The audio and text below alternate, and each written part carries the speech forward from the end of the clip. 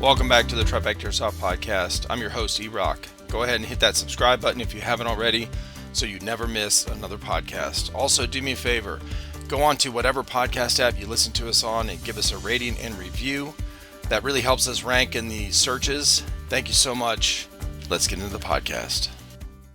All right. Welcome. Thanks. Thanks, Yeah, sir. man. Yeah, absolutely. So, when I posted or when you posted about doing the podcast, there were so many people. Houdini, like all these people that I've talked to already, we're going crazy, bro. Hell yeah. Yeah, they're all good people. They're all good friends of mine, especially Yeah, the HSA guys. Like, there's a huge support down here too. right, for sure. Now, where are you at? Where are you located at? Rhode Island. Hmm. Okay. Fucking Yeah, cold ass weather. it's like I think it's like shit cold right now. Let's see. According to the Weather Channel app, it is 33 with a feel like of 29. That's not terrible for right now. Let's see what it is here in South Carolina. It's not too much, difference. 44. It's about 10-degree difference. Yep. Yeah, it's not too terrible. I was just walking out in a short sleeve and stuff, so I guess I'm just built different. I was riding my motorcycle to EA Fest, and it was like 40, 45 degrees. Woo! Yeah, It was a that good time. that wind gets cold when you're on a bike. Oh yeah, especially when you're on a sport bike like me. I just cruise like 80 miles an hour, and it just whips. Yeah, I'm sure it feels like nothing. Yeah, your legs go numb after a while, but it is what it is. What kind of sport bike you got? I got a '03 CBR 600 double R. It's a nice bike. I got it for $3,500. Nice. Now, what's the a buddy of mine had I rode a CBR 600, but what's the double R? Is that different than a regular? It's race ready, so like Mm, it's the faster version. They started making the double R's in '03, so it's the first model year, but it's gotcha. fast. That bike's fast. Okay. Hell yeah. Now, is that your first sport bike? No, I've had a couple before that, but I just sold them all, and then I was like, you know what? I need to get a new bike. Bought that, saw that one, bought it. Well, took it for a ride, bought it, and it's worked fine because Extreme's 45 minutes for me. It's on the other end of the state, so when it's nice out, I'll just hop on the bike and cruise right down there. Right. So That's cool, man. yeah, it works out. Yeah, Rhode Island doesn't have too bad of weather. I mean, it's you probably have some harsh winters, right? You guys have a lot of snow in the winter? Yeah, we have a lot of snow in the winter, but Rhode Island weather and New England weather is just so sporadic. Like just what day? It's Monday, so I worked what Friday, Sunday. Friday it was like 76 degrees, and now it's 30 something 30 degrees. at night, yeah. Yeah, that's typical well, even here. We had Saturday, we went to a mill sim in Barnwell, South Carolina, which is towards the south of the state, the southern part of the state, 2.5 hours south of where we're at. So where I'm at in Simpsonville is only like maybe 45 minutes to an hour from the North Carolina border. And Yeah, so we were 2.5 hours south.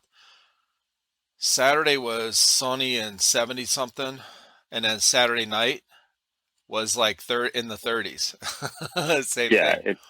it's crazy that Hmm. weather change, but I don't mind the cold anymore. Living here for so long, it's just I'm kind of used to it. I've gone outside and shoveled, 6 to 7 inches of snow off my truck in short sleeves, Yeah. just like it's nothing. I grew up in Cleveland area and I was the same way. Um, the cold never bothered me. I didn't like it, but it never Right. bothered me. I went to work in shorts and a t-shirt. I worked night shift years ago in Ohio, and in the winter, snow everywhere. All my uniforms, I worked in a factory. We had a uniform service, so and I worked on machines. So you get grease and shit all over you. So we all had the uniform service. Well, we had lockers in the locker room, so we would just change there. And so I would drive to work in shorts, t-shirt, and tennis shoes, and walk in, and like never bothered me. And Yeah. now that I've been in South Carolina for 15 years, I fucking hate the cold, bro. Exactly. Yeah, I was just talking to Scotto about that yesterday. He's like, I was playing and it was cold. I'm like, Scotto, what's cold for you? 65? And he goes, well, when I start shivering. I'm like, so 65? He goes, yeah, basically. Right? So, so That's him funny. being in Cali, he hates the cold. I'm sure. Yeah, you get used to that warm weather. Your blood gets thin, and then Mm. cold. You get in a cold area. It's like, bro. Hmm. So, yeah. Yeah, Now, are you he's from a Rhode Island yeah. originally? I've Okay. lived in Rhode Island my whole life. I'm 34. I've lived here my whole life, so I'm kind of I like it out here. Like I actually, when I was going to college when I was 18 or 17 ish, uh, one of my my admissions questions, I had to write an essay, a short essay on if I could move anywhere, where would I move and why? And I contradicted the question and said that I wouldn't move anywhere. I would stay in Rhode Island because Rhode Island has, the beaches, it has the scenery, the history, it has the city, and then it has every season. We experience every season. So it's gotten well over 100 degrees in the summer. It Yeah. gets, the leaves fall in the fall and it's fantastic. And then you get cold in the winter. So I mean, you can do everything here. So there's no reason to move out of here other than the high cost of living. Gotcha. Yeah, I wondered I like how the cost of living was there. Like, what's your gas it. prices right now? I think it's 340, Hmm, three that's not forty. bad. But Yeah. no, no, it's not terrible. But then I just go into the gas station, say I want $20, and I take what I can get. But Right. the minimum wage is, I believe, 11. But with skilled trades, you get a little bit more. Like I work for the town next to me. I work on a 911 ambulance. I'm an EMT Cardiac, which is a Oh, special EMT that's only in Rhode Island. It's pretty much like I guess you could call it diet paramedic. I can do almost everything a paramedic can do, except for some medications and some invasive procedures like needle decompressions and surgical crikes. I uh, can't do that, but I can right. intubate. I can give 33 medications, including like uh, all those things that'll stop your heart, all the meds that'll stop your heart. I can give fentanyl. So I make like 23.39 an hour as a probationary fire medic because I'm also a firefighter. So Oh, okay. I make pretty decent money, and it's not bad. But rent for places up here, like you'll get a one bedroom is like $1,500 a month or $1,000 a month for a one bedroom apartment. Okay. And that's So kind of it like in it the city area. uh, it's like, I guess you can call it, well, comparatively, if you look at places like Cleveland and Atlanta and Boston, those Yeah. are big cities. So what we call a city in Rhode Island is kind of like a city. It's like a small city, but Yeah. it it's more like just densely populated suburbia. Right. So it's just the prices are just going through the roof, but it's not terrible. Yeah. I mean, you can survive. That's actually pretty close to what we have here in South Carolina in this area in Mm. Greenville. It's it's I think like a one bedroom in downtown Greenville area, which is really pretty. And walking distance from a lot of these apartments are it's really close to the main downtown area. which is like I said, it's really pretty. They've got a lot of stuff there to do. It's about 1,000 to 1,200 a month for. Well, it's not a one bedroom; it's a two bedroom, but they're pretty small. Um, those are actually a lot of the units that I've been working on in the past year. Fixing up Hmm. and flipping or whatever. So, well, renting and yeah. So they range 900 to 1,000, 1,200, whatever. But it's a two Yeah. bedroom. But yeah, Well, it's not. when I went down to Myrtle Beach. Probably. Oh man, how old am I? 34. Probably like maybe 10 years ago or so. Yeah. I went down to Myrtle Beach, and when I was just buying stuff down there, it was like night and day compared to up here. Mm, Like when I smoked Newports. So when I bought a pack of cigarettes down there, it was drastically cheaper yeah. than up here. Like right now, a pack of Newports is going for $13.50 a pack. Holy shit. Uh, Yeah, they're here. They're about seven. right, that's what I mean. When I Uh-huh. went down there, I was like, "Holy shit!" And I bought like a carton of them to drive up here with because it's just so drastically different. But it's like $13 a pack for Yeah. Newports right now, which is That's why where I'm you'll glad I find. don't smoke cigarettes. Yeah, no shit, right? That's where you'll find. Well, I used to smoke too. Marble, whatever. And when they jumped up to like $7, I would just get the cheaper brand or whatever.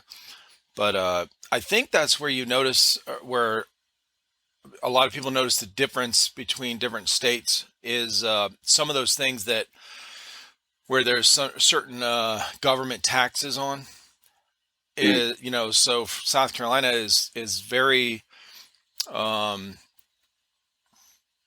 I guess, Republican kind of state. You right. know what I mean? Like our governor he's been in office for a long time.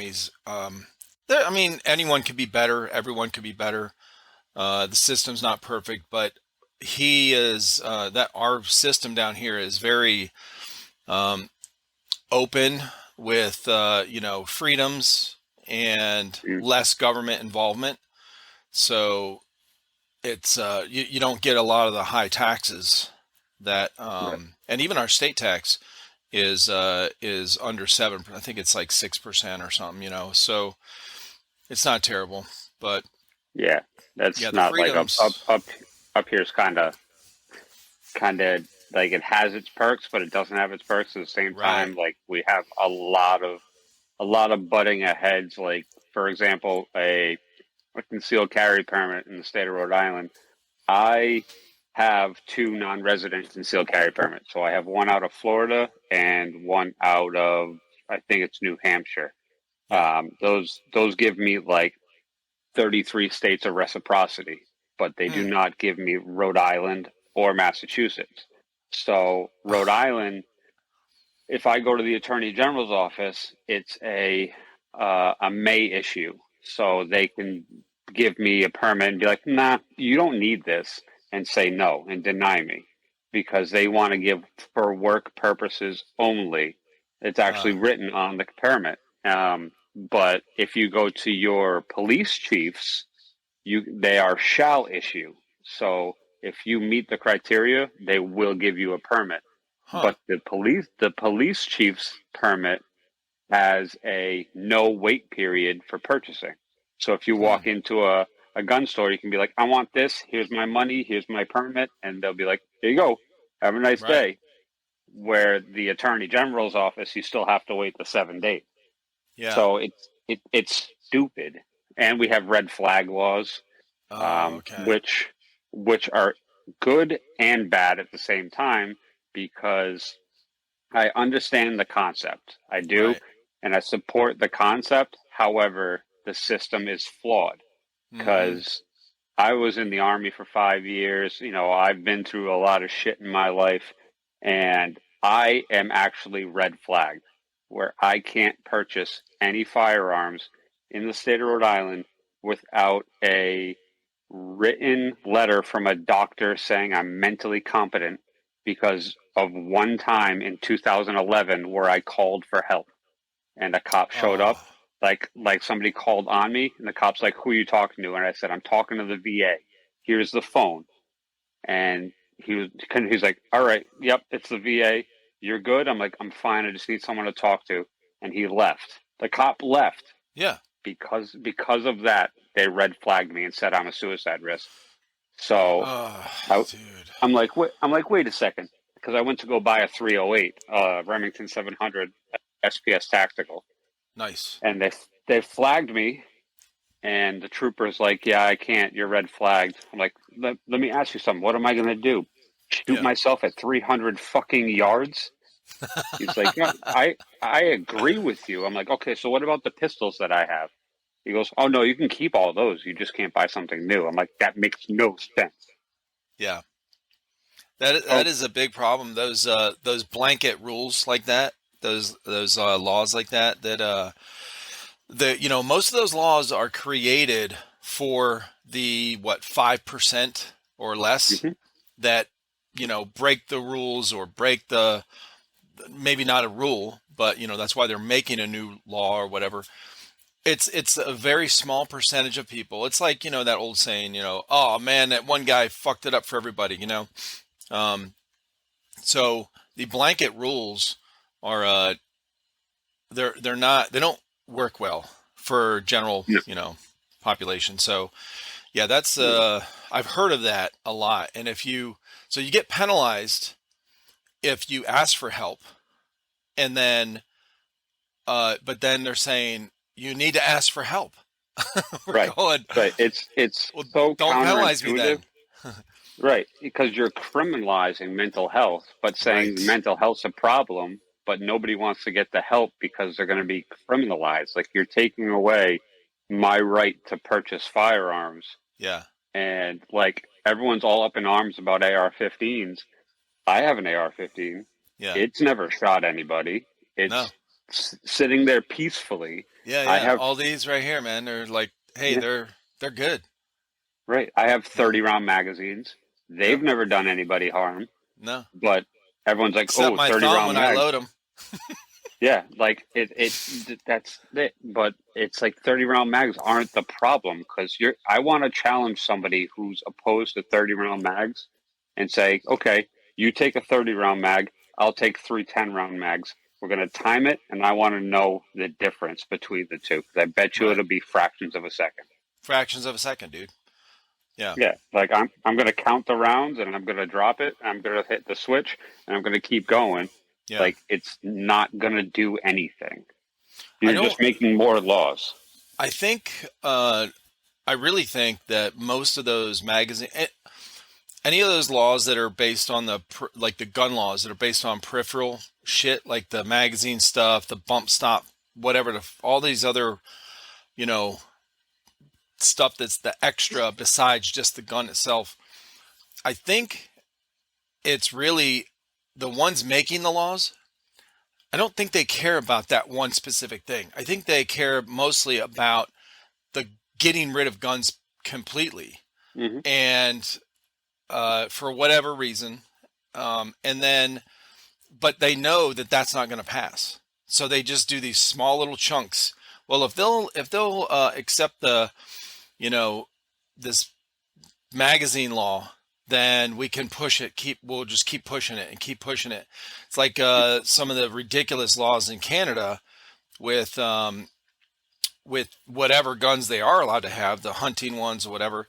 They have really crazy restrictions and allowances that make no sense. Like what you're talking Right. about. Yeah, you can keep your pistols, it's fine, but you can't buy a hunting rifle. So Right. it Right. it don't make any sense. It's an agenda. But I have a friend, an airsoft friend. His name's Mike. Um, he lives up in Canada, and I could tell because his Instagram name is like CNDN. And I'm like, "Oh, you're from Canada, huh?" And we started talking to him. It's like Canadian Big. I think it's Big. I don't know. Yeah. But we started talking, and I'm like, "Hey, if you ever need anything that you can't find over there, let me know. I'll ship it up to you." And he's like, "Nope, they will stop every single part that comes through." Yeah, Mm-hmm. Canadian Big Bear Airsoft. he said they'll stop every part that comes through for airsoft guns going at customs because Right. of the pending things. Yeah, that one that's the whatever C-21 or something like that. That's so I had a couple guys on from Canada to talk about that specific thing just a couple months ago. ELR airsoft, so extreme long range, and they do a bunch of cool stuff with the airsoft thing. They've been doing training ops for getting sniper certifications and airsoft and all that kind of stuff for years. And so anyway, one of the first things the Bacon said, this is call sign Bacon, he's actually involved in the parliament in Canada. So he knows a lot of the behind the scenes on how this bill came up, why they're doing all this shit, whatever. The first thing he said was the reason this stuff is happening is because we the people were lazy. We didn't pay attention over the past bunch of years to what was going on in the government and these new laws and this and that, and we didn't stop it. We didn't, push our representatives or their, I guess their MPs, I guess they call them, members of parliament, to not keep voting for stricter and stricter gun laws. He said it's really, we need to take responsibility for it as the people, that we're not paying attention. We just allowed this to happen. That was his first thing. And then he went on to explain, so it was really cool. There's people like that take responsibility, because that really is what happens. And I talked about this with somebody just recently. Actually, the podcast that'll come out Friday, this same thing came up, where, because the Canada thing is so close right now and it's been talked about a lot. The one YouTube channel, House Gamers. Yeah, I think so. Yeah, he's got a huge following. I don't know, 1 million or almost 1 million subs or something like that. I mean, like a lot. But anyway, he is in Canada and has been posting a lot of stuff. I think he actually took one of the members of parliament to an airsoft game and explained all this stuff to try to get them to take the airsoft part out of this bill or whatever. But anyway, it's a huge issue. And, I know I've talked to a lot of airsofters that they don't want to talk politics at all, which is fine. I get it, especially coming out of the last 5 years. A lot of people are really just burned out on talking about politics, Right. and frustrated because I think a lot of us feel like we don't have a say in what goes on, no matter what we do. What do we do? Well, I don't know, and that's frustrating.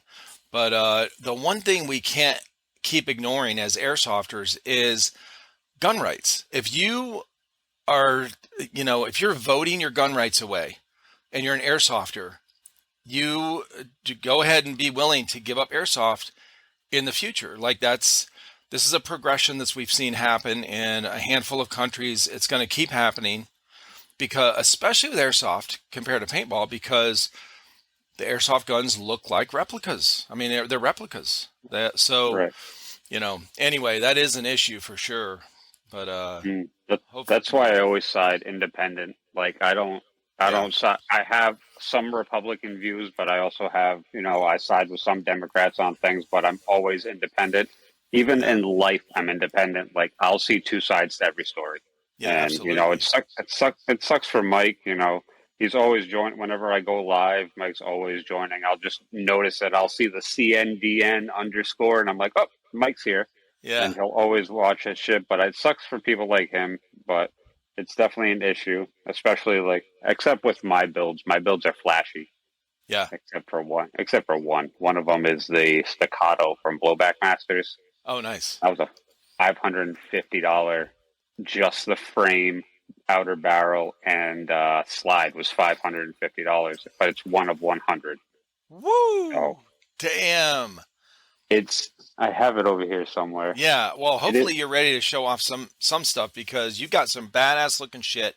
And well, let's talk about you. Obviously, we know you grew up in Rhode Island. How did you start in airsoft? And then, but before that, your what's hanging behind you? Is that your game jerseys? Yeah. So Okay. This one is a jersey that I had signed when I went to SS in Georgia. Yeah. The only reason that it's flipped backwards is because there's no number on the back. When they manufactured it, Yeah. they didn't put a number on it. But when I went to SS in Georgia, I had a bunch of players sign it. Like I think RGK's on here, just random players that I got along with, like Nice. Houdini. Yep. Houdini's on there. Just all these different players. I was like, hey, you know what? Sign this. Rogue Customs. Oh man. No, Oh, Roy was this from for the CQB. 12 year Yeah, anniversary? the 12-year Rooster's on here. Me and Rooster get along really well. Punk from Slaughter is on here. Oh shit. You know, Little Miss. I think I was Little Miss's first like autograph. The first Oh, person to that's ever ask her for an autograph was this. hell yeah. So That's I have awesome. that on there. But then my actual game jersey is that one with my number on it. 23 is my the day my daughter was born. She was June 23rd of '09. Gotcha. So I always represent her number somewhere. So that's Awesome. my number. Perfect, man. Now But yeah. the other one you were just showing me the drawing on the the was that like a you with a mask? No, it's a drawing that the guy, or his name on Instagram is Viva VW. Yeah. He came up with the ski mask with the teardrop, and then obviously the Nest logo, which is New England Speedsoft. Right. So they came up with that, and then we have our sponsors on here: Speedsoft Official, Take One, Extreme Airsoft, and we're sponsored by Blowback Masters as well. Awesome. And hence the shirt, which is super comfortable. Nice. Yeah, it I looks wear good, this to man. play sometimes. I wear it to Uh, play sometimes. I like it. okay. Hell yeah, dude. So how did you get started into airsoft? Well, because of the whole working in EMS thing, I met a friend of mine named James. He was my partner when I worked private EMS. Mm, And one day I brought up to him, I was like, hey, listen, I kind of want to try airsoft. And this was like maybe a year plus ago. And he was like, dude, I play airsoft. It's like, I have airsoft stuff. Let's go together. So we started, you know, going together, just playing. I bought a gun and we started playing. And I ended up meeting the Nest guys, and started playing a lot more frequently every weekend. Sometimes the whole weekend I'd be there hanging out with them and playing, and it just got addicting. Then we got into the competition scene, and then I got picked up by Nest and got into the competition scene, and it just grew from there. My first pistol was a Glock, but I didn't like it. And then I got a Kappa and decided to start building. And I still have my first build. It's still my primary Kappa when I actually run pistol, but I'm a rifle player. oh shit. Yeah. Okay. I don't I know just why I build was the thinking you pistols were for a fun. pistol player. Yeah. No, I used to be a pistol player, but when I play competitions, I am a tower or a home player. Mm, So I'll stay in the back. I mean, I've run my pistol in public games just because it's easier for me and I don't like to pub stomp. So with my rifle, I'll what's just a roll pub over stomp? folks. Where you just run, like when you go into like the public field against Yeah. all the New other new people and people. the rentals. Yeah, and you Mm-hmm. just roll over the field. Yeah. With my rifle's got a fusion in it. My other rifle's got, and I am putting an F2 in another one. I have a rifle with a Gate Titan Expert in it, and it's so fast that it's not that much fun. Right. So I like to have some competition. Like I have different guns that make it harder. Yeah.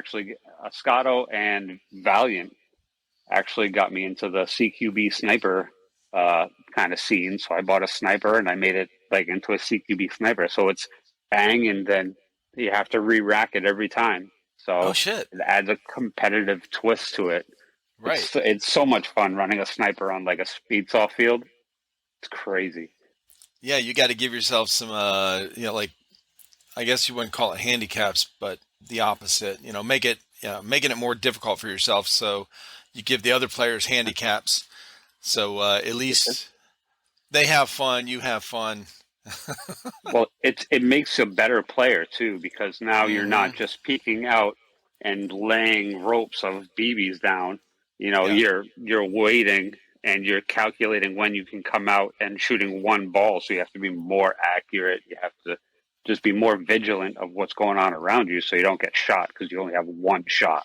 Yeah. So it's a good time. That's cool, man. Hell yeah. So you've only been playing, you haven't been playing that long. Nope, I just came from the when I was like 16. I played 16 to 18. I actually retired when I was 18. I played Division II National Professional Paintball in the NPPL.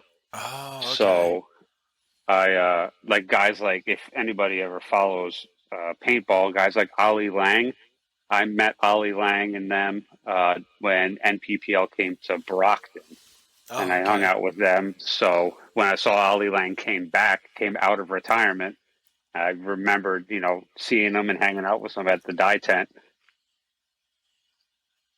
Yeah, that's So wild. I follow it's Ryan, I think it's Ryan Greenspan or yeah, something like yeah, that. Ryan Greenspan. Yeah, I follow a handful of paintballers. I'm about to have a couple of people on that are more, they play both paintball and airsoft, but they're more Yeah. into paintball right now. Hmm. So I kind of want to mix it up and get them over since they play both and talk with some of the guys that play the MagFed paintball stuff. So yeah, yeah, I've always Yeah, followed some of the paintball stuff. I mean, that's what I start out with, you know. yeah. Ollie Lang's an OG player. He was on, he's one of the original members on Dynasty. I think he Okay. was on Iron Men for a little bit, but he's a great player. He's always been a great player, and I think they just took their Ollie Lang has so many World Cups, and I think they just took another World Cup at NXL. Oh, that's wild. We were Okay. we were watching it yesterday at Extreme. We had the live going on the TV at Extreme. Extreme's Awesome. come a long way. They're an amazing field. That's what I've heard, man. Dude, when Honey Badger went up there for the what the big event they had recently, The EA does. EA Fest. Man, we had him on the monthly backspin. It's an episode, or I guess a monthly episode that we just started. So we had Mr. OT as the co-host, and we had Honey Badger and a handful of other people on. So, man, he was talking nonstop about how good the field was. He was like, "Dude, it's the best indoor like that I've been to. Most exciting, best experience, that kind of thing." So, I actually convinced him to come up here because oh I've shit, been talking to Honey Badger for a long time, and he was like, "I'm on the fence if I want to go. Me and my girlfriend's anniversaries then, and all this." And I'm like, "Dude, just come. Just bring her with you. Come. You guys are gonna have a great time. We have Newport. We have Boston's an hour and a half away. You can do a lot of stuff for your anniversary." And he was like, "All right, that's it. I'm coming." So he made the plans, and they actually on their way over here, they went to Niagara Falls for their yeah, anniversary, and it was fantastic. She had a great time, I think. He had a great time. I mean, it was great to see him. We actually put him as a sub on one of our rosters because he was driving so far. yeah, dude. That's what he said. He said it was awesome, and he Mm, got to play with all yeah, you guys. yeah, he's a good dude. I mean, it was nice to finally meet him, especially up here. We had a lot of people fly out from different places. Scotto came over here from Cali. Houdini and Pumbaa came up here. Yep. We had Mama Yaga and Dylan were over here with their son. We had tons of players from all over the country. Revelation played. Mm, I think they're from down south somewhere, but we had a ton of players, and it was fantastic. It was an amazing time, and Houdini's already preparing for next year. nice. So yeah, it's definitely going to be a good time. So you went. Did you go to college for the medical field? Is that what you No, wanted to go into? Okay. Well, how'd you end up? no. Well, I was a military police officer in the Army for 5 years. And Gotcha. I initially, when I got out of high school, I was going to go to New England Tech for computer engineering. And I Yeah. had a 3.5 GPA in computer engineering, and I got bored. So I dropped out and I Mm. joined the Army.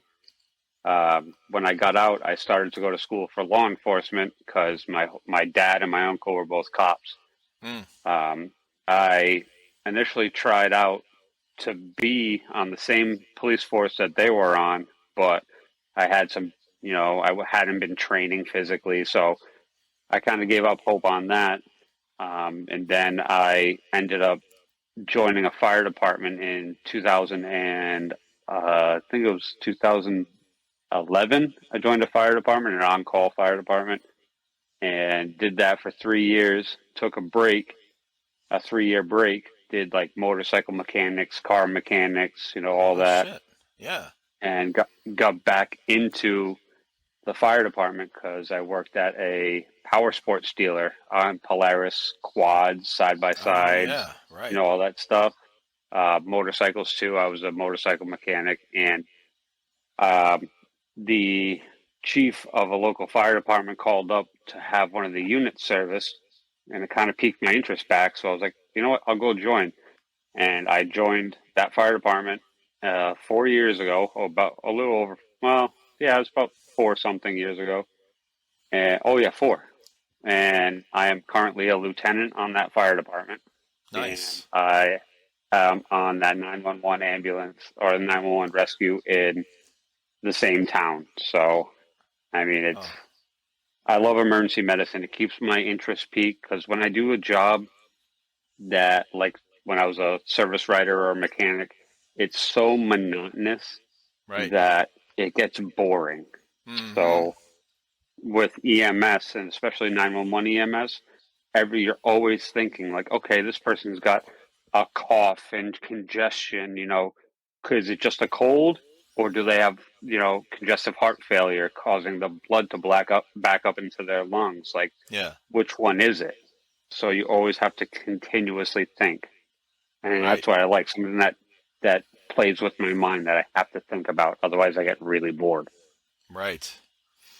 Yeah, I was talking to somebody recently where we were talking about different jobs and what we've done, and I said there's a balance with jobs. So jobs aren't that great anyway, right? Um, Especially when you get paid by the hour, because it's kind of like it's not a good incentive. So when you get paid by the hour, it's like, look, I want to do a good job. I want to finish this job or whatever, but I'm incentivized to ride the clock, take my time, Right. stay longer, those kind of things. All the things that you really don't want to do, but you kind of have to.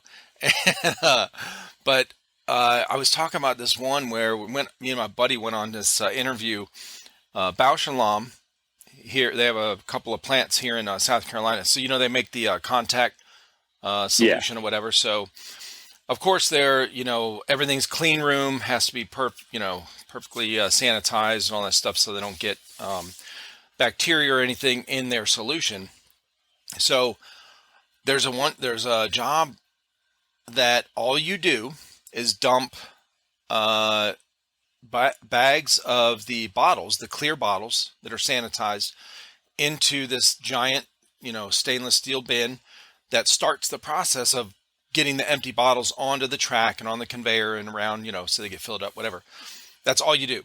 So now to get in this clean room, you got to dress, with this full suit, and you have to dress a certain way so that no skin touches, you can't contaminate the outside of the suit.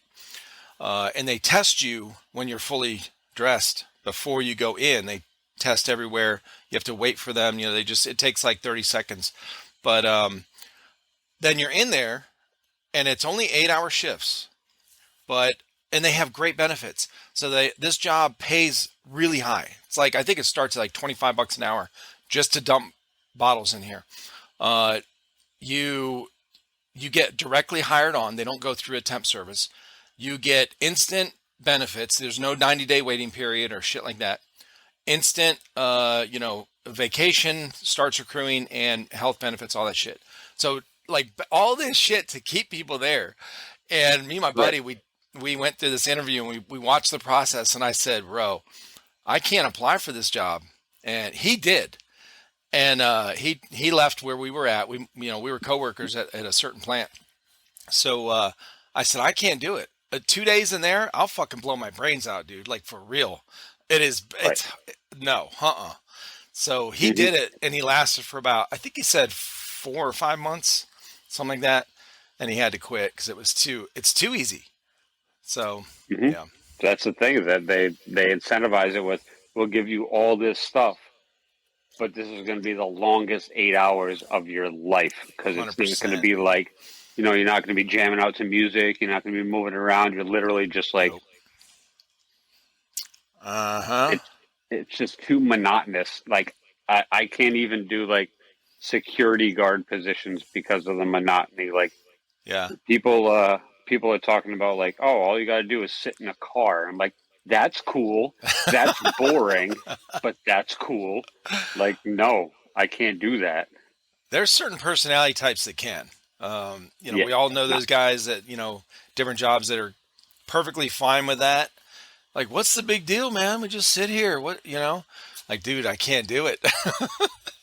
nope. That's another reason why I didn't want to be a cop, is just those overnights where you're just sitting there doing nothing, staring out your Yeah. windshield. Like no, I need to do something. Like at least at my rescue station, I can train if I want to. I can, we watch TV, we'll eat, and we work 24-hour shifts. So Right. after, like, by contract, after 11 p.m., I can go to sleep. And if there's Hmm. no calls for the night, I sleep for, 6 hours or whatever, Sure. and I get paid for it. Hmm. So it's nice to work, but when it's busy, but you're not tiring yourself out because you're thinking. And that initial, like, waking up at 3 a.m. to go pick up some drunk asshole down at the casino, but it just, you wake up because you're thinking, okay, well, what's going on? Yeah. Now, what's So the it's being a tech like or a EMT like that? What is the craziest, like most unexpected call you guys have been on, or weirdest? uh weirdest, I would say, was a guy who was drinking at 9 a.m. and happened to be cleaning his 22 and shot himself in the chest. That was like, why? Why are you cleaning your rifle or pistol loaded and drinking at 9 a.m.? Like, now you could die. Because 22s, a lot of people don't understand that a 22 will kill you faster than a 45, because Hmm. doesn't have the exit velocity. So it'll hit the back of your rib cage or the back of your spine or whatever, and just ricochet all over inside you and turn your insides into spaghetti. Yeah. So it'll kill you fast, where a 45 will just go straight through you. So everyone who's stuck on the, I like 45s because it'll stop someone, not necessarily. I mean, people will keep moving, but like, I've had some crazy calls. I mean, there was one call in my fire district that I didn't go on. I wasn't there that night, but there was a double homicide in my fire district. My guy said that it looked like the people got killed with a shotgun, but Mm. it was a baseball bat. Oh. So they said it was absolutely terrible. I mean, we've had, Yeah. I've done countless amounts of CPR. I'm Like, I've sure. done tons of it, where at a certain point it just doesn't phase you anymore.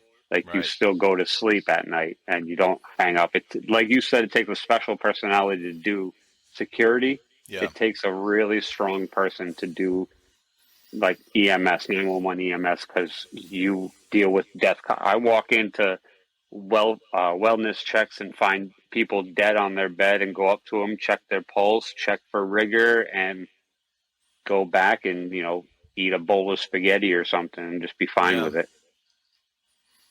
I don't let it Yeah. phase me. I leave work at work and I leave my home stuff at home.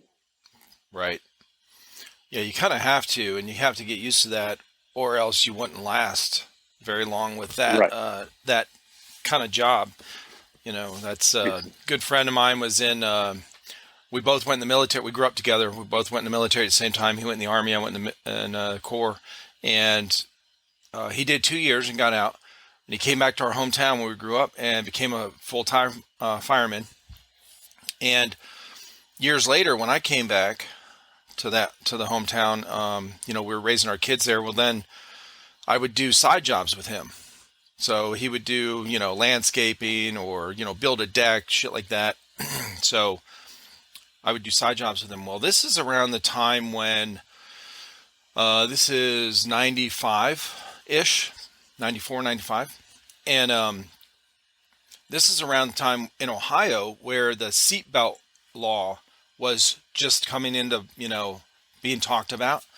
And I think they passed, I'm not sure what year they passed the law, but initially, me and all my buddies that I worked with were all against it, and I worked with a bunch of Harley riders in a factory, and, they're like, fuck laws, fuck the government, kind of shit. And I was like, yeah, this is dumb. They don't need to tell us to wear a fucking seatbelt, that kind of shit. Well, anyway, I'm riding with this guy, my buddy Eric, who's a firefighter, and he starts talking about, we weren't even talking about the seatbelt law.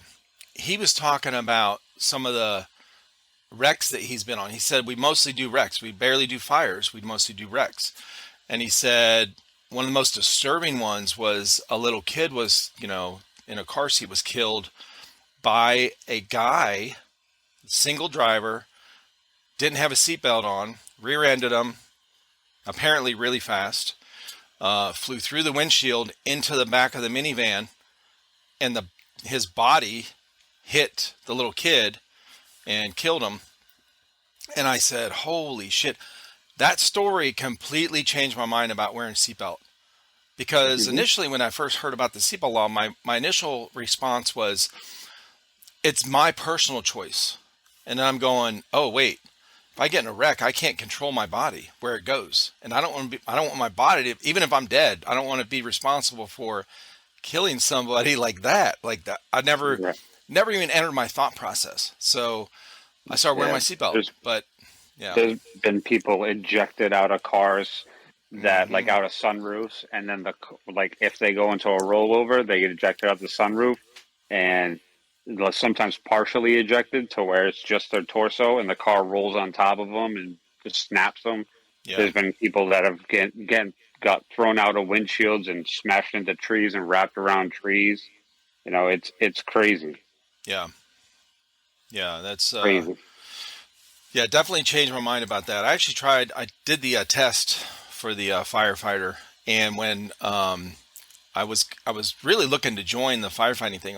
My wife and I had 3 kids at the time, little, real close together. We were planning on having a couple more. But anyway, when the stories he was telling me about some of the little kids in car wrecks, I said, no, man, not for me. I don't want to see that and go home to my kids. So I just stayed factory work, and but it's tough. I mean, like that. Those are the hardest calls for anybody, even especially a parent. Sure. I've had child abuse calls. Right. Well, I had a child abuse call. I don't want to hype it up and say I've had more. I've had a child abuse call where the kid was a year old, and he had to get rushed into brain surgery because mom's boyfriend got mad and hit the side of the car seat hard enough to shake the kid. It was like shaking baby by proxy. The kid had to get rushed into brain surgery, and they don't know if he's going to have any deficits. Every time I go to the hospital, I still check up and try to find out more information. The guy's being indicted on felony assault. Yeah. But, he could have killed the kid. We got there in time. The kid seized 15 times from where we picked him up to the hospital, and that's a 10-minute drive. Wow. Yeah. So it's terrible, but that's why it takes a strong person to be able to do it. And I've known some strong people in my life who have broken because of it. Sure. Even though they're super strong and they're super well put together, it breaks people, and you never know when it's going to break you. Yeah, you change over time, the things you go through in life as you get older and whatever, life circumstances or family or whatever changes, and, it it gives you a different perspective, and then you're like, It, yeah, I used to be able to do this, but now I don't think so, you know? I think shit like that's kind of guided my personality though, because like there's been times where I've gone to extreme, and New England Speedsoft's known for trying to build a community. And I saw one kid one day who was sitting out. He's like, "Oh, my gun broke. It won't work. I need a new hop up. I just don't have the money, so I got to sit here until the end of the day when my parents come pick me up." Mm, And me being me, I walked right out into the store, bought a $70 max hop up for Polar Stars, and just went over to the kid and handed it to him and said, "Here you go." And don't expect anything in return ever. right, And right. I try to help people out. I actually just mailed out a Kappa today for a guy in Florida who put up a story saying, "Hey, looking to trade my rifle for a Kappa." And it's an ESG. It has an ESG grip and has a few other modifications. It has a Polestar jack in it. My Kappa was probably had over $750 worth of stuff in it. Damn. And I don't care if his rifle is worth less or Right. if it's worth the same. Um, but I said, "You liked this one, right? You messaged me about this like a couple months ago. You liked this one?" He goes, "Yeah, I really like that one. That one's awesome." I'm like, "Sold. Let's do the trade." Yeah. And I sold him an HPA adapter for it for $60. Just trying to help the guy out. And I just mailed it out today with 2-day shipping. Nice. So he'll have it, Thursday, but it's the Kappa that he really wanted. Yeah. And it was a beautiful, beautiful build, beautiful. But Nice. he liked it. I want to help him out. I have rifles, but I mean, I want to try to help the community as much as I can.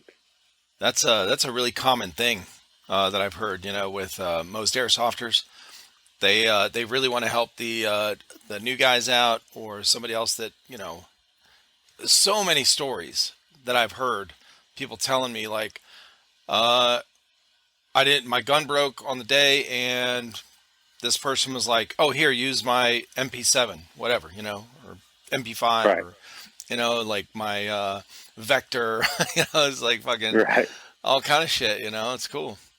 Well, that's what I did yesterday. I went to Extreme, and I was playing. I went there. I played one round, so 3 games on the Speedsoft field, and it was 2v2.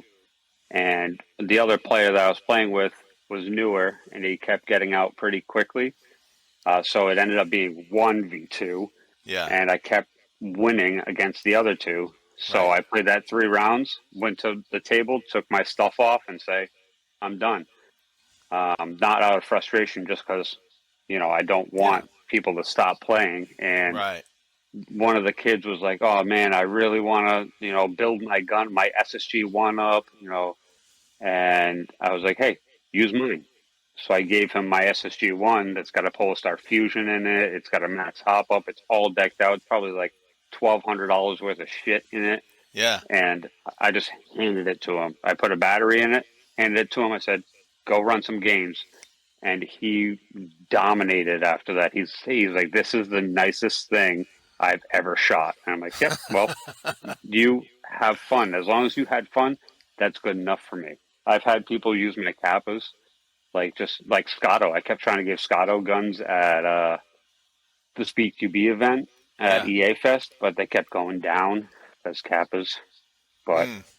or he was being very picky, and he's like, "This one doesn't have sights on it." And I'm like, "Dude, Yeah. just shoot it. Just go play it." He's like, "No, it needs sights." And I'm like, "All right, whatever, dude."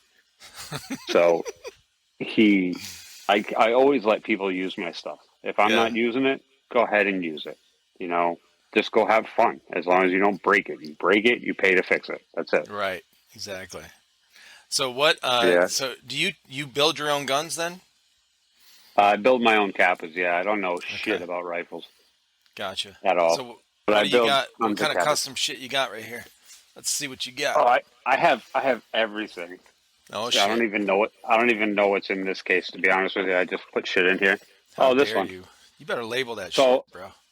one of my one of my my biggest things about me is that I'm very particular, Yeah. and it's kind of like an OCD thing.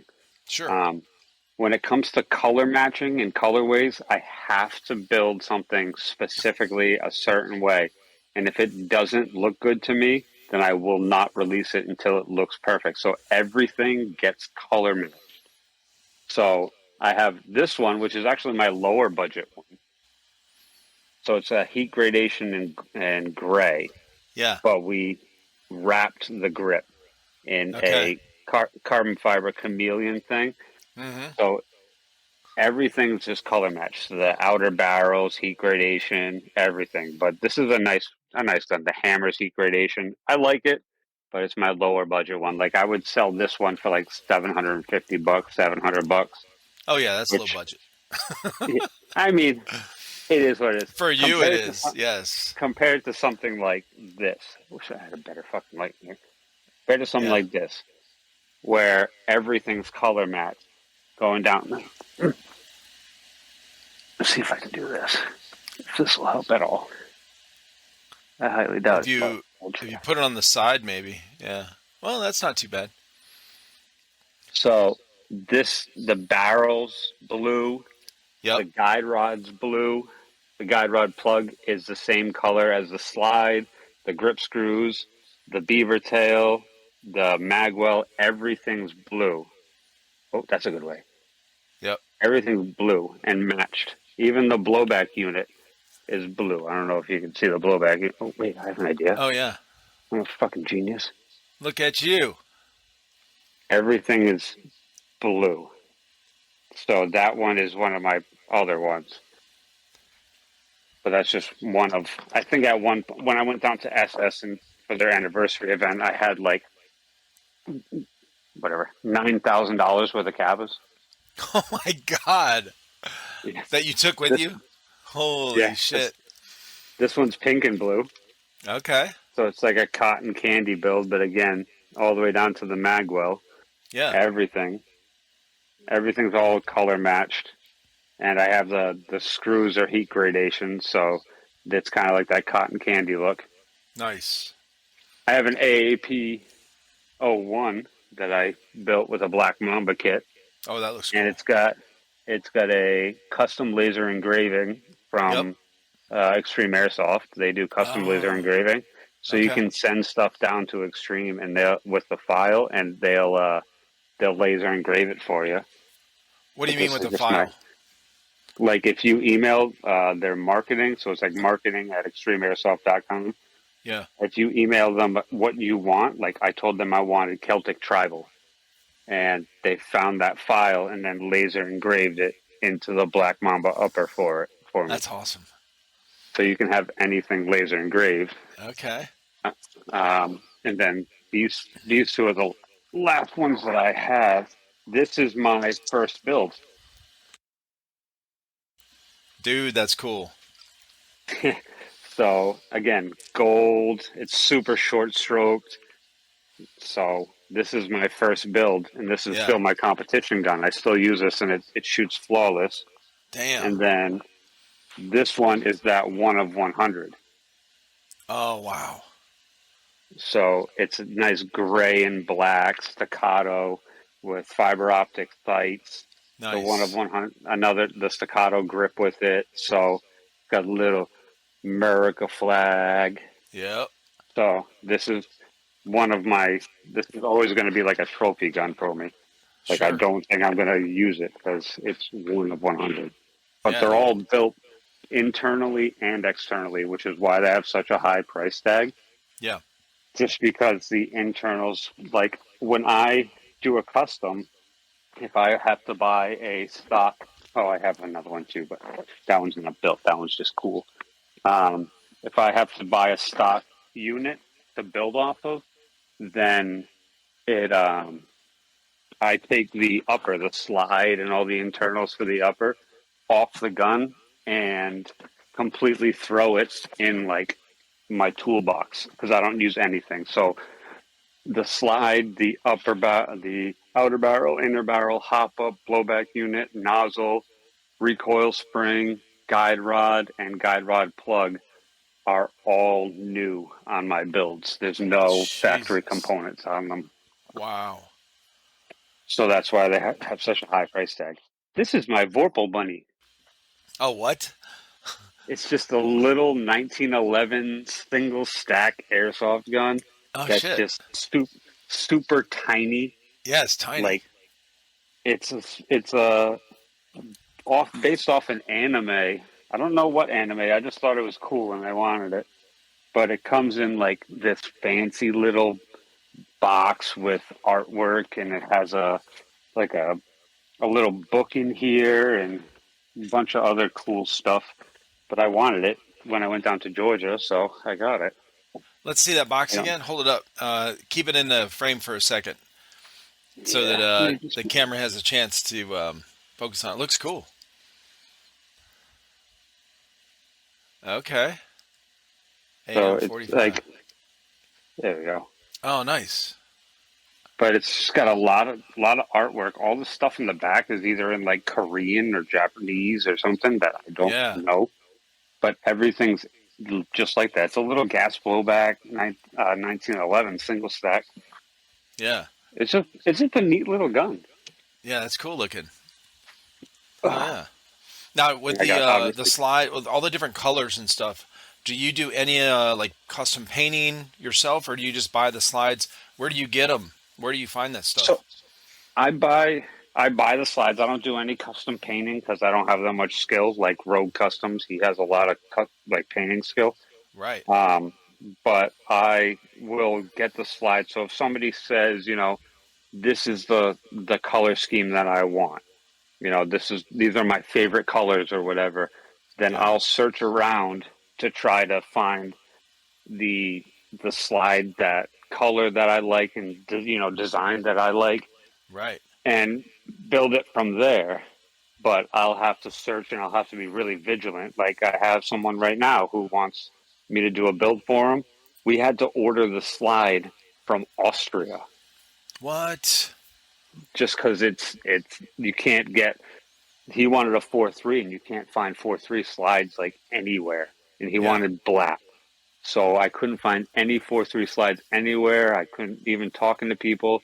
We ordered it from Austria. It's still not here, but we ordered it from Austria. And like I'll take different things. Like Extreme Airsoft does have a lot of slides in stock, so I'll go and get them from them, or I'll get them from Blowback Masters because Ben always has stuff, and we get a discount with Blowback Masters. So, I mean, I usually order a lot of stuff from either Blowback Masters or Take One because Yeah. JT is also another phenomenal. For JT hand writes a letter to you every time you buy something. He'll be like, I've "Thank you seen for that. your purchase." Mm-hmm. He's also. I actually have a ton of I have a stack of JT letters just Oh, that's hanging out. cool. I have Ben just always hooks me up. Like I got he sent me one of the high kappa speed loaders, the mag loaders, Yeah. and that thing's a game changer. If you don't want to sit there holding the little slide, the little spring down, and click click click click, just the loader itself goes on an Odin and it fills up your mags quick. What? Oh, that's cool. Yeah. So what it does is I wish I had it. I don't know where it went. I think one of my Yeah. teammates took it. But you take your Odin and you click it into the top of the Odin where you would a mag, flip it upside down, and it has a slot where your high kappa mag will go this way.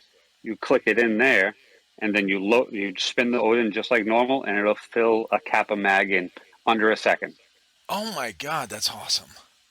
Yeah, I think he has them on his site. He might be sold out of them, but they were like Yeah. $35. But they're 100% worth it. Every That's time I cool. showed somebody, it was the coolest thing ever. Ben's coming out with a lot of Absolutely. cool stuff. Yeah, when we were doing reviews on our channel, when we were doing unboxing and reviews, the I was so frustrated, bro, like that we couldn't find something to an easier way to do the pistol mags. I'm like, bro, this is fucking painful. Like it's so. I'm always trying to think of how to streamline something, how to, what's the best process, and I'm going, man, I don't fucking know. and I'm asking these Yeah. guys, hey, do you know of anything that goes on here that we can just, like one of those, in the military. Well, when I was in, we had I can't remember Speed what we clips. called them, the strips. Yeah, the clipper strips. Right. And you So had for that the, thing that just went. yep. Yep. I So, did that when I deployed to Guantanamo Bay.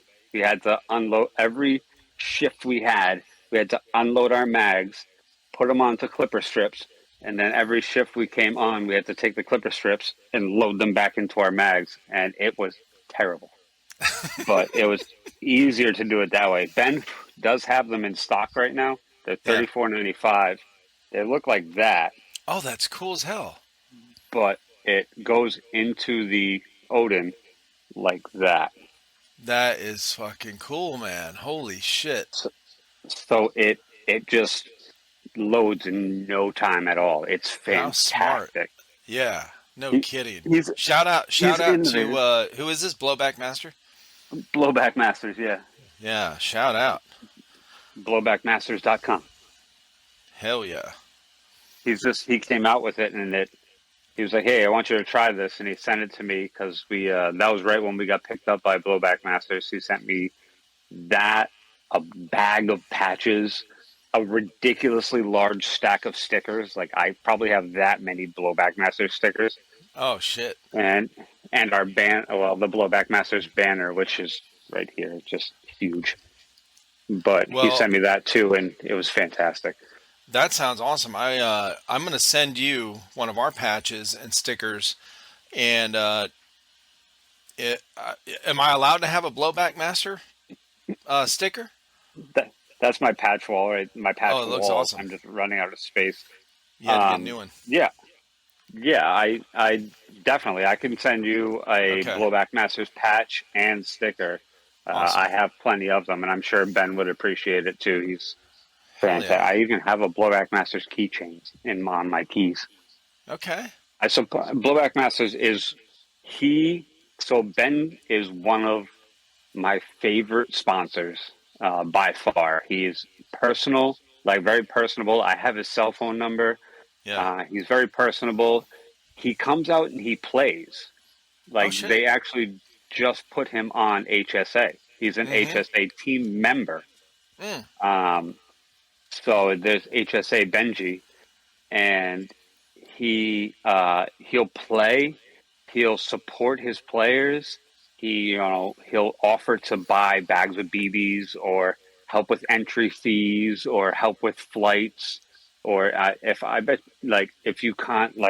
to contact Benji and be like, "Hey Ben, can you send me this and I'll pay you on this day?" He'd be Right. like, "You got it." Like, he's just the nicest guy that, and like, I haven't met a lot of people more humble than Ben. That's cool, man. Yeah, It's I've great. heard that name quite a lot since I started doing these podcasts and talking with a lot of different indoor players. That's a big name. In fact, I think it was somebody on I think it was Lance, call sign Lance. He was talking with Ben about getting sponsored by Blowback Master as well. But yeah, he was all excited about it. Yeah. Yeah. Yeah, he's fantastic. He's one of the nicest guys, and I mean, we actually dropped LA Kappa sponsorship for Blowback Masters. Oh, You know, is that like we are they kind of like, they're I guess, competitors. competing? Okay, okay. Yeah, so LA They Kappa make the same kind Customs. of stuff. Kind of, yeah, but LA Kappa is really into manufacturing right now, so they're manufacturing their own slides, blowback units, everything, like, anything you can put on a Kappa, they manufacture. Like, this is an LA Kappa slide, this is an LA Kappa slide. Wow. So I bought their slides and their magwells and a bunch of their parts. But Ben is more of a, just a retailer for Mm-hmm. different companies. Gotcha. But because they're in the same market of selling high Kappa parts, they're Yeah. competitors. Hmm. And when Ben was trying to sponsor me as a player since the SS anniversary event. Yeah. But I kept turning him down. And I said, Mm. until you sponsor my whole team, I can't accept it Hmm. because I don't want to. I want my team to be included. Gotcha. And then he finally said yes, he'll sponsor the team, and it's been one of the best moves for like pistol players. Even though a Yeah. lot of the Nest guys don't use pistols, it's just Ben's. He was at EA Fest and he had a great time. Yeah. So it was fun. Now, And doesn't JT from Take One has I was been gonna a say day one Take One? sponsor. I thought Take One did a lot of pistol parts as well, right? He Like does, but internals. he gets along with Ben. Like they're not like at each other's throats. Like Oh, okay. Sutton from Gotcha. LA Kappa tends to be more of the nope. Because initially when we had JT since like day one, Yeah. and um, Sutton was going to have like he's like, all right, down the line it might be a problem that you're sponsored by JT, that you're sponsored by Take One, and we had discussed it as a team that if he ever brought that up, that we'd have to drop JT, we'd drop LA Kappa.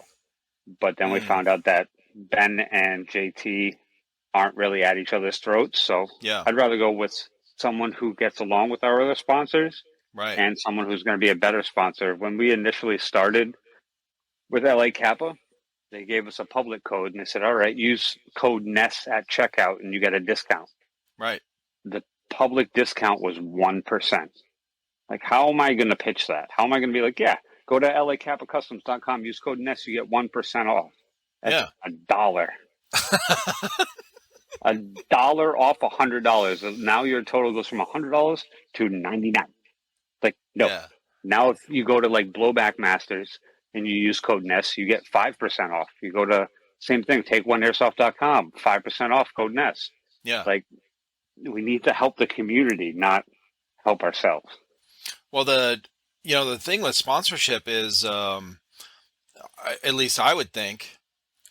So I'm thinking about myself here. Like, if I wanted, if Trifecta Airsoft podcast or Trifecta Mm-hmm. Airsoft wanted to sponsor some teams, my I don't know what I would offer them, of course, but I'm just saying, like, my goal in sponsor, or the reason I'm sponsoring a team, is so that free marketing. They are, Right. well, not free, but it's a business deal, but they're marketing every time they go out. They're repping, our logo or whatever. So I don't understand the how Blowback Master and LA Kappa Customs, whatever, wouldn't want to be, have it both on your shirt. And I don't understand how that's a problem. So Right. yeah, It's it's just weird.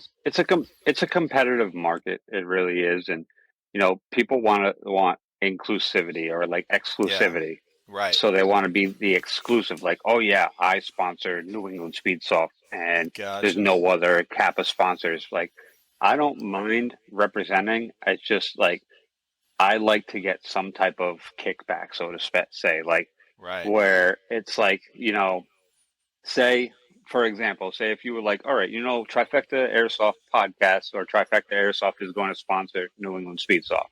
Yeah. And every time they go to a tournament and play in a tournament, I'm going to buy a case of BBs for $150 or whatever.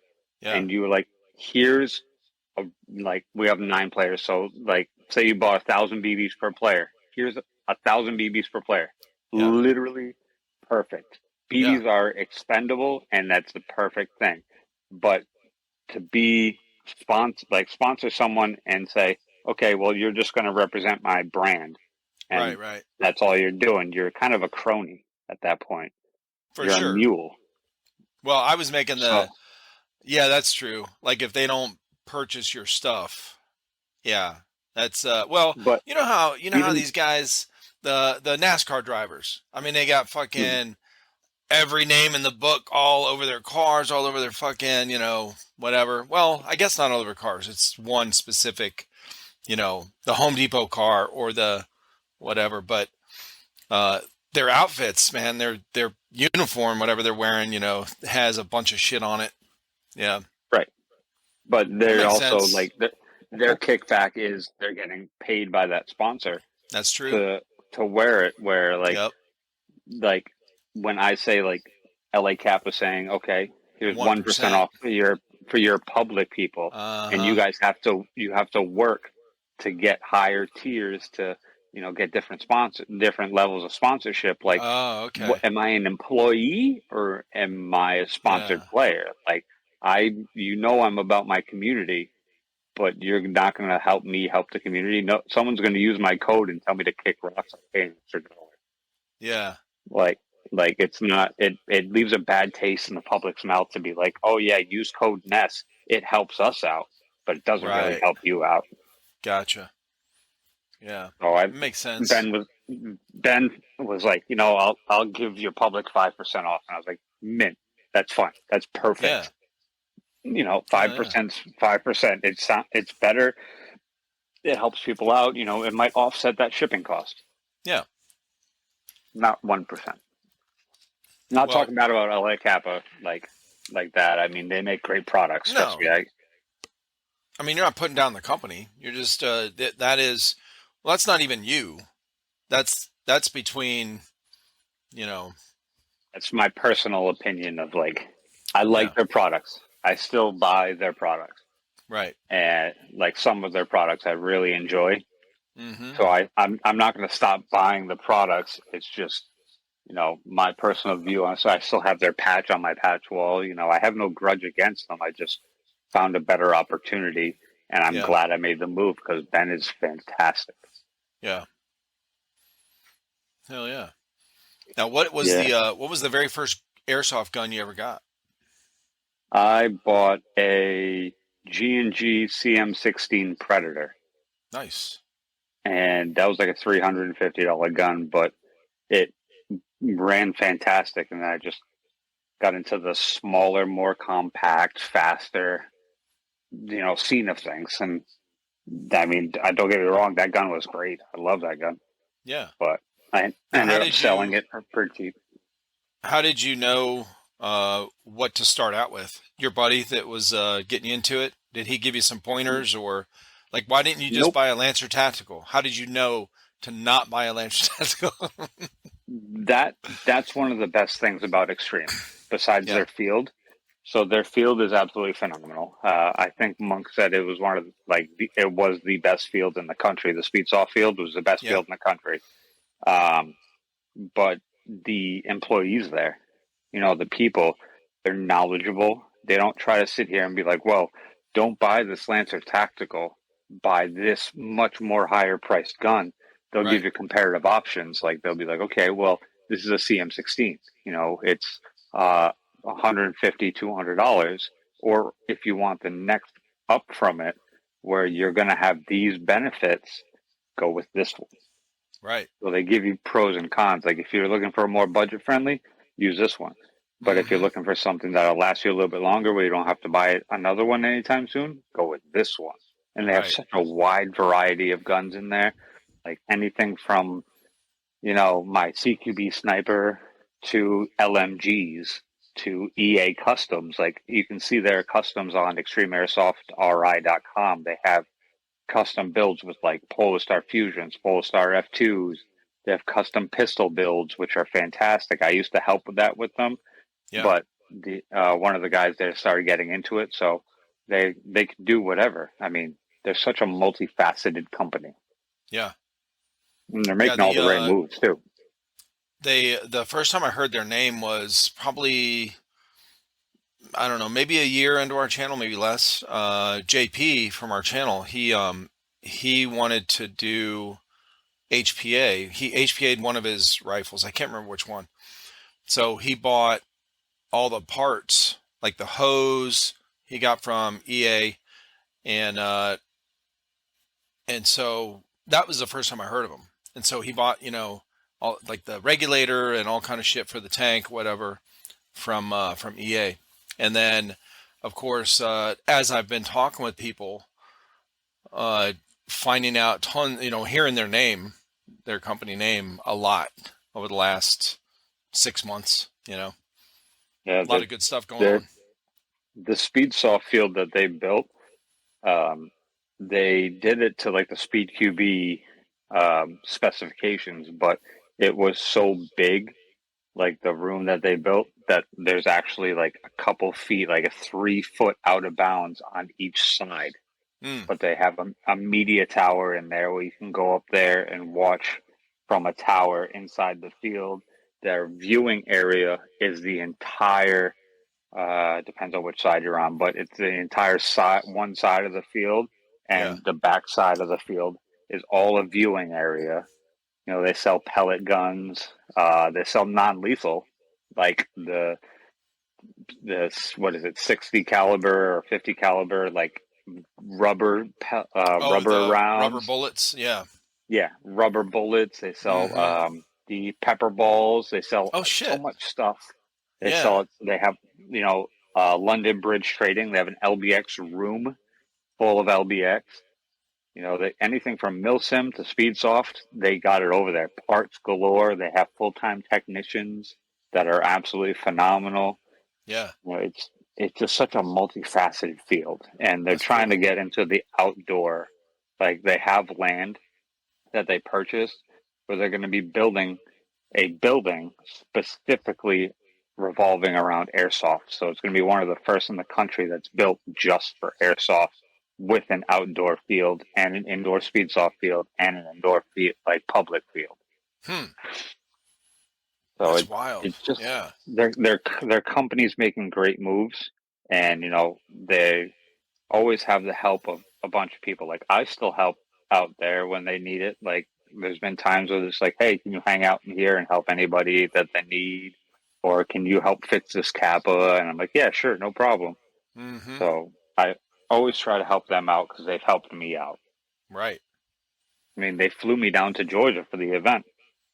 Oh, that's cool. So, you know, they helped build my name, and I have nothing really bad to say about them. I mean, yeah, we've had our disagreements about some things, but it all, at the end of the day, it's like a giant, family, I guess you could say.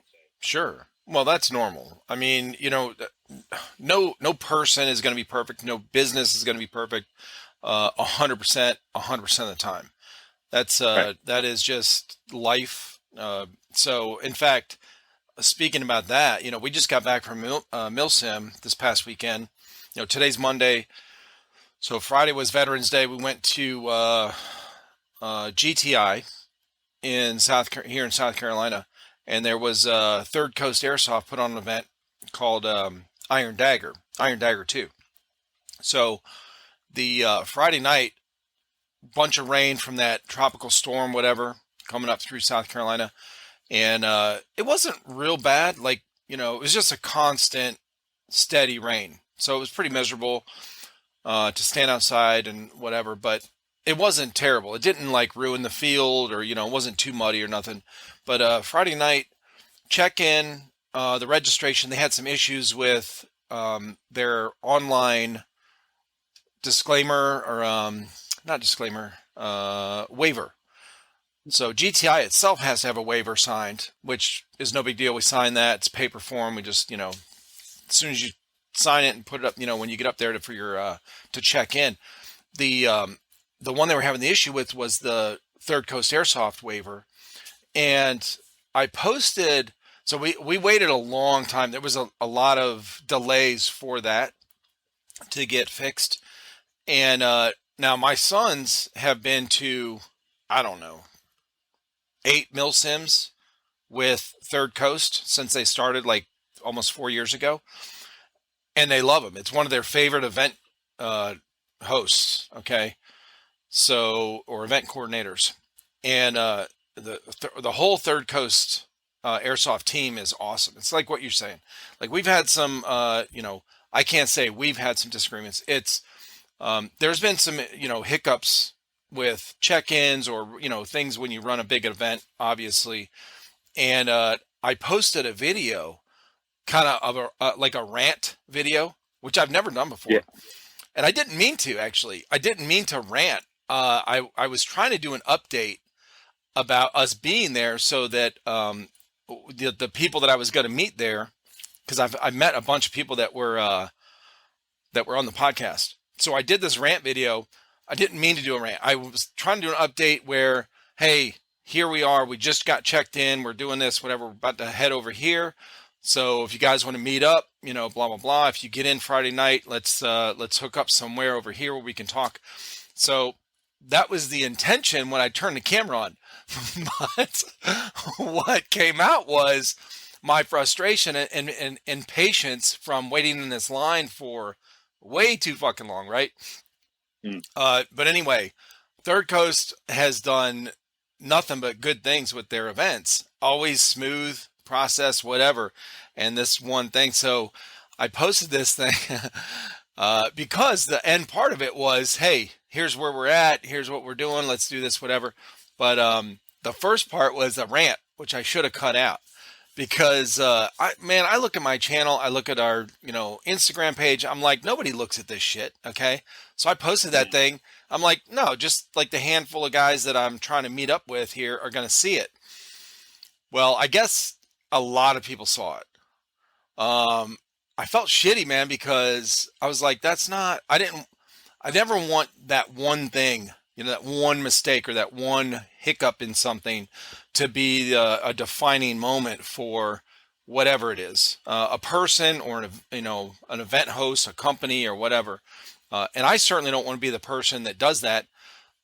So anyway, I took the video down, but the point is you're never going to get along perfectly. No one's going to be 100% of the time, company or otherwise, and an event or whatever. So, you can have a good relationship with, like what you do with Blowback Masters or Take One, and you're not going to agree 100% of the time. That's just not normal. Yeah, it is. I mean, it's not. I think it's more normal to not agree on certain things than it is to agree on everything. I feel like if you agree on everything, that someone's blowing smoke. But Right. I mean, it's been nothing. Like, our sponsors have been nothing but supportive, and like I said, with Extreme, we've had our difficulties. We've had, our players do stupid shit, and we've had repercussions from it. But they also, Extreme sponsors a milsim team called Rycon Reapers. So they go to milsims all over. So if you see like a Rycon Reapers, they're sponsored by Extreme. It stands for shit. Rhode Island and Connecticut. So if you see them, there's always a bigger guy with a fluffy beard. His name is Chuckles. He used to be a manager at Extreme. He's a fantastic guy. They'll give you, a lot of insight, but I mean, we try to help out. Like, I was there when I go up to Extreme, I don't play that often. Oh, okay. I'll go up, I'll hop on, I'll put my i5 on, I'll hop on the field and I'll start reffing. Or I'll go up into the media tower and I'll watch the game. And then if I see something a player can improve on, I'll knock on the window, call them up to the media tower, and they'll be like, instead of doing that, do this. Yeah. And try to help, guide newer players, more less experienced players, or I'll help ref, because usually if they only have one ref on the field, I'll hop on the other side and ref the other side, just so there's a ref on each side. I mean, I've called people out for stepping out of bounds because I was on the opposite side the ref was on. Oh, okay. So it's kind of like always holding a coaching moment and helping people. But when I do play, I have a great time. But I like helping people out too. Mm-hmm. Well, what do you think about? So you played tournaments, right? Yeah. Your team has played tournaments, and then I'm familiar with a couple of different ranking systems, I guess, or not ranking system, but a couple of places that rank teams in tournaments. So CSL, right? And there's one on the West Coast. NSO? I think so. NSL just started. No, that's the new one. That's the new one. Just came over here from the Netherlands or something? Yep. So what do you think about, would you like to see here in America a national ranking system that is standardized across the board, where you can have a Speed QB tournament just like we have college football playoffs or the NFL Super Bowl or whatever, where the fields are standardized where they play, all the refs are fairly professional, the rules are set. You have enough refs on the field to kind of make it fair, and have a national ranking system where we all know who the best team in America is for Speed QB every year or whatever. I think that would be fantastic. That's kind of what Speed QB is doing. So Yeah. technically, the game that we play is Speed Soft, whereas Right. Speed QB is a brand and a competition Okay. like group. So Speed QB, in and of itself, is on the West Coast, Oh, okay. and Okay. See, I've always been they hold saying it's okay. I got you. yeah, they hold Speed Q. It's kind of like saying Q-tips. Like Q-tips is a brand. It's Right. not a tool. A So if you swab. say, hey, Right. yeah, it's a cotton swab. Right. So people are like, oh, can I get a Q-tip? And it's like Yep. the CVS brand or the Walmart brand. Like Yeah. it's still a Yeah. Q-tip. So Yep. everyone says Speed QB, like the Speed QB field, Right. instead of the Speed Soft field. Yeah. See, I don't know. I'm So just repeating what I've yeah, what I hear. yeah. Okay. So when you see like the word Speed QB, it's branded. It's a specific, Gotcha. they make gear, they hold tournaments, and then like Speed Soft is the game. So Okay. Makes sense. Speed QB is kind of doing that. It's just tough because there is no like football or baseball. It's not like people are paying for teams' flights out somewhere. So say Sure. they hold the national championship in Mm-hmm. Rhode Island. Those Cali teams Right. aren't necessarily going to be able to fly across the country to No. play. However, Speed QB does have a ranking with points, Mm-hmm. but the point system may be different because the Speedsoft game out in Cali is completely different than Speedsoft in Rhode Island. Why? Like Why do you those think that? players, Why is that? it's Like just the because rules of are different? their play style's different. Oh. So Okay. some of those teams, even down in Georgia, like when I went down to Georgia, a lot of those teams are a lot more aggressive, um, and play completely different. Like Scotto. Scotto loves using pistols, like green gas pistols with sights, and his sniper. Where out Yeah. here, everyone likes to use HPA Yep. because of climate. Green gas out Ah. here in 30-degree weather Nope. sucks balls. It sucks, bro. So running HPA out here is more common than HPA out there, Huh. but it's a completely different like play style, Yeah. and so those point systems might be a little skewed Mm. because where New England Speedsoft, when we played, we took third place. One of our teams, we had two teams. One of our teams took third place in the Speed QB tournament at EA Fest. Mm-hmm. But I guarantee you, if we went out to LA County and played out there, Yeah. we would not even come close to third place because of the play style. Huh. And the fields are different. SS's field in Georgia is drastically smaller Yeah. than, Extreme's field. And then you got like Project N1. I've never been there, but I've seen a lot of Scotto videos, and it's different than Extreme. So Hmm. our home turf is different. Like where Yeah. you go from Gillette Stadium to, whatever, like the 49ers Stadium, Right. it's going to be the same. It's 100 yards Yep. on turf. Yeah. So So it's tough. isn't NSL more used to that? Don't like they have a national like or maybe a broader ranking system for these teams, and all the teams play on the same standardized fields with the same rules. Um, to make it. Theoretically, Oh, okay. theoretically, but it's still going to be different because like some fields like Shot Zone, I'm pretty Mm-hmm. sure Shot Zone has turf. Yeah, they have turf. So Shot Zone has turf, and inflatable bunkers, Right. where extreme has concrete with, wood bunkers that are wrapped with carpet. Yeah. So it's, some places have plexi, some places don't have plexi, like Yeah. plexi bunkers, but the same rule base is like in each specific tournament style is the Yeah. same, where CSL allows double triggers, like blade triggers and Uh-huh. feathering. Oh. Speed QB does not allow double triggers or feathering. CSL does not allow HPA pistol adapters. Hmm. Speed QB does. So, like CSL, you have to use green gas mags in a pistol. At Speed QB, they don't care. NSL has attack and defend. They have objectives where you have one Oh. attacking team and one defending team, and then it switches. Oh, And wow. then NSL also has like penalty boxes where, Speed QB, if you caught shrugging a hit, that's a major penalty. Same in CSL, it's a major penalty. You get like Yeah. 50 points deducted. NSL will take you off the field. Like, you will be off the field and put into a penalty, and your entire team will be down one player for the Mm-hmm. entirety of your penalty. And I think it's 6 rounds, which might be your entire tournament. So Damn.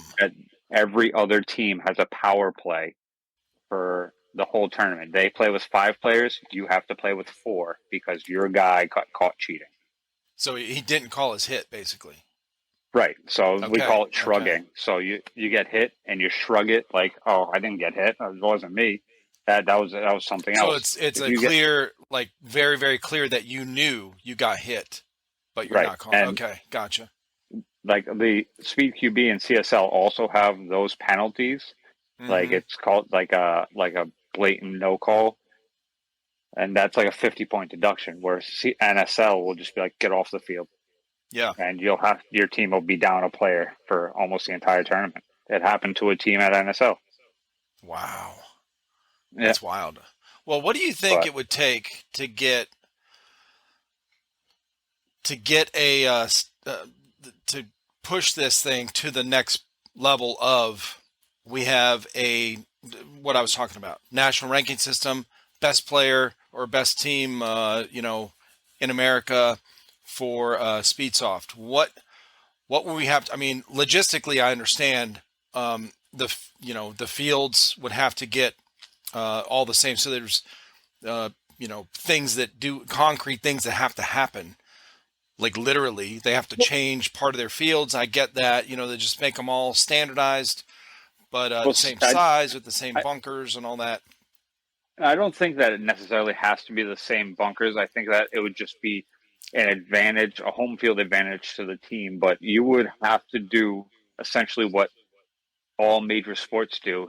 Like, Right. we'll take the NFL, for example. You'd have to start.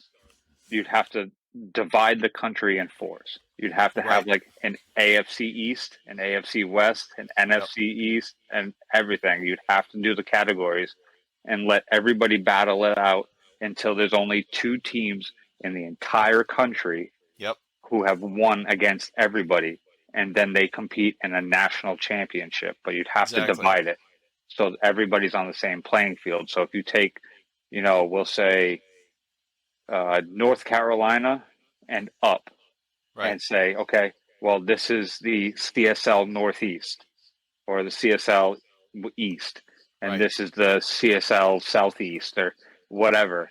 Yep. Once you do the quadrants, then you can like actually have everybody battle it out, and then have 2 meet in the middle on a Mm-hmm. field that they've never played on. Because the other thing is referee favoritism. Right. Because in like NFL games, you're not going to have that much referee interference because they're taken from other places Yep. to watch these play. You need to Mm-hmm. have no favoritism because airsoft is a game of honesty. It's a Right. game of honor. You get hit, you get hit. Like in paintball, you get hit, and it's right there. Yep. Where airsoft, a ref who you're really good friends with, or you might have, taken out drinking the night before, Yeah. could see you get hit in airsoft and just be like, I didn't see anything. Right. I was looking the other way. So you So have to have no favoritism.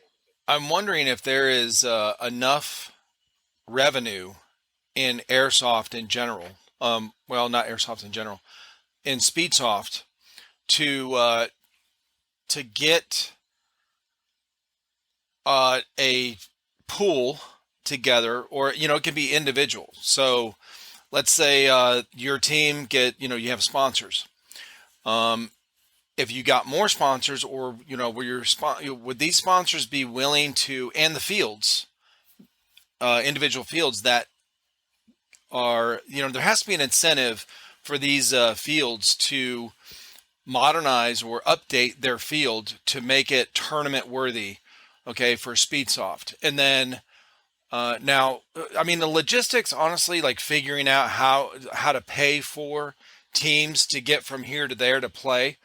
I mean, that is super basic. That can be figured out really, really simply and really easily. I mean, public schools that are sometimes clusterfucks figure out how to get their wrestling team that doesn't bring in a lot of money, right, or hardly any for that school. They figure out how to bust them from here to there. Obviously, some of it's tax dollars, I know, but they figure shit out.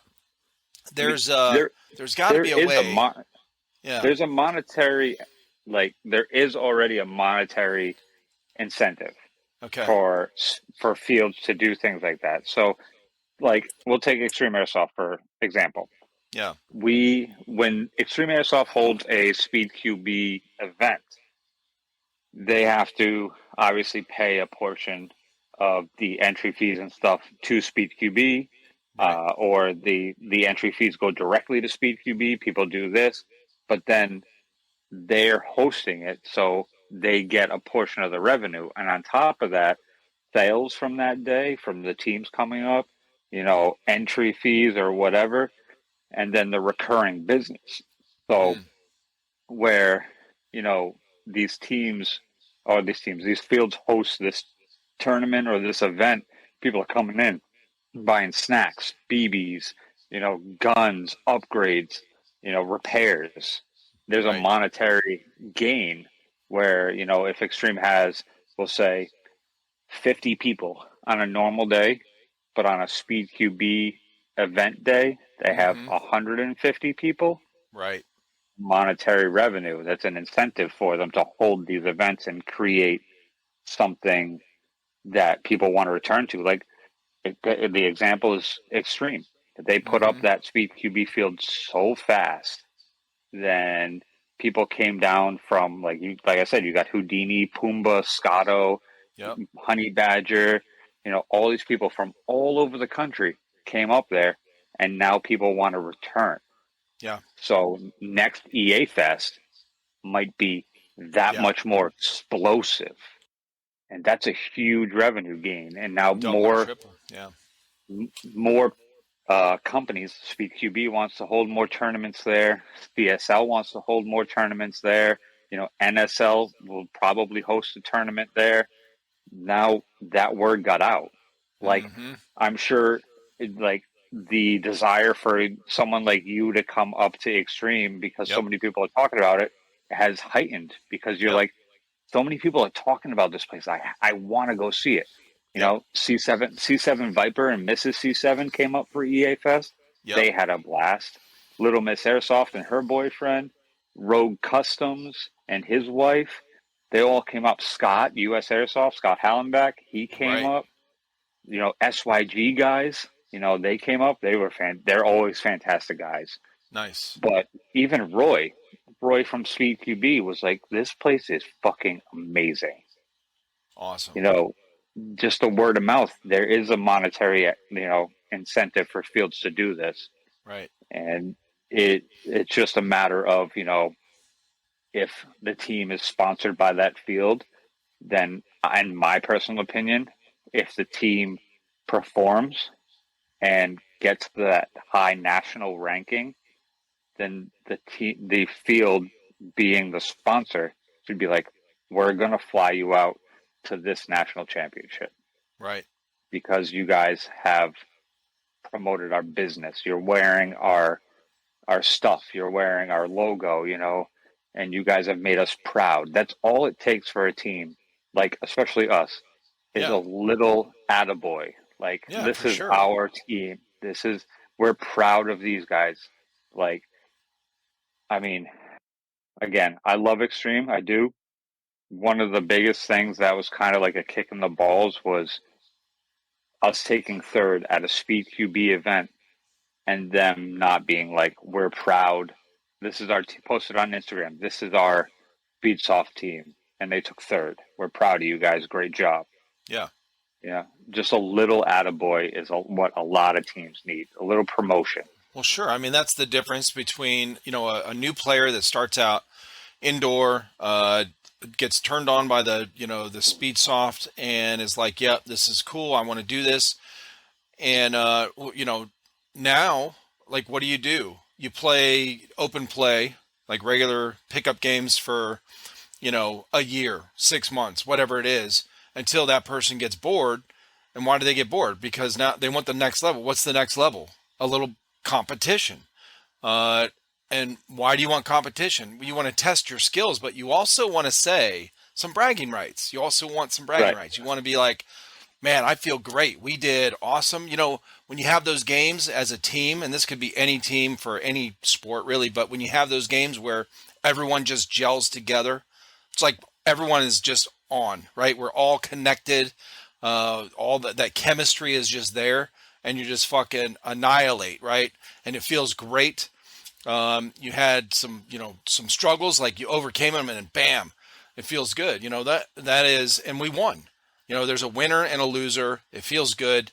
Now, when you do that for so long, like what you guys are doing now, you have CSL, then you have Speed QB, then you have now the NSL coming over.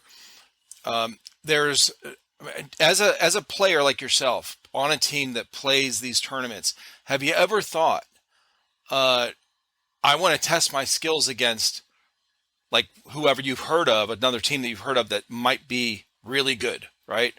But you can't because there's no national ranking system to get you guys put in that mix of, hey, we want to work towards this.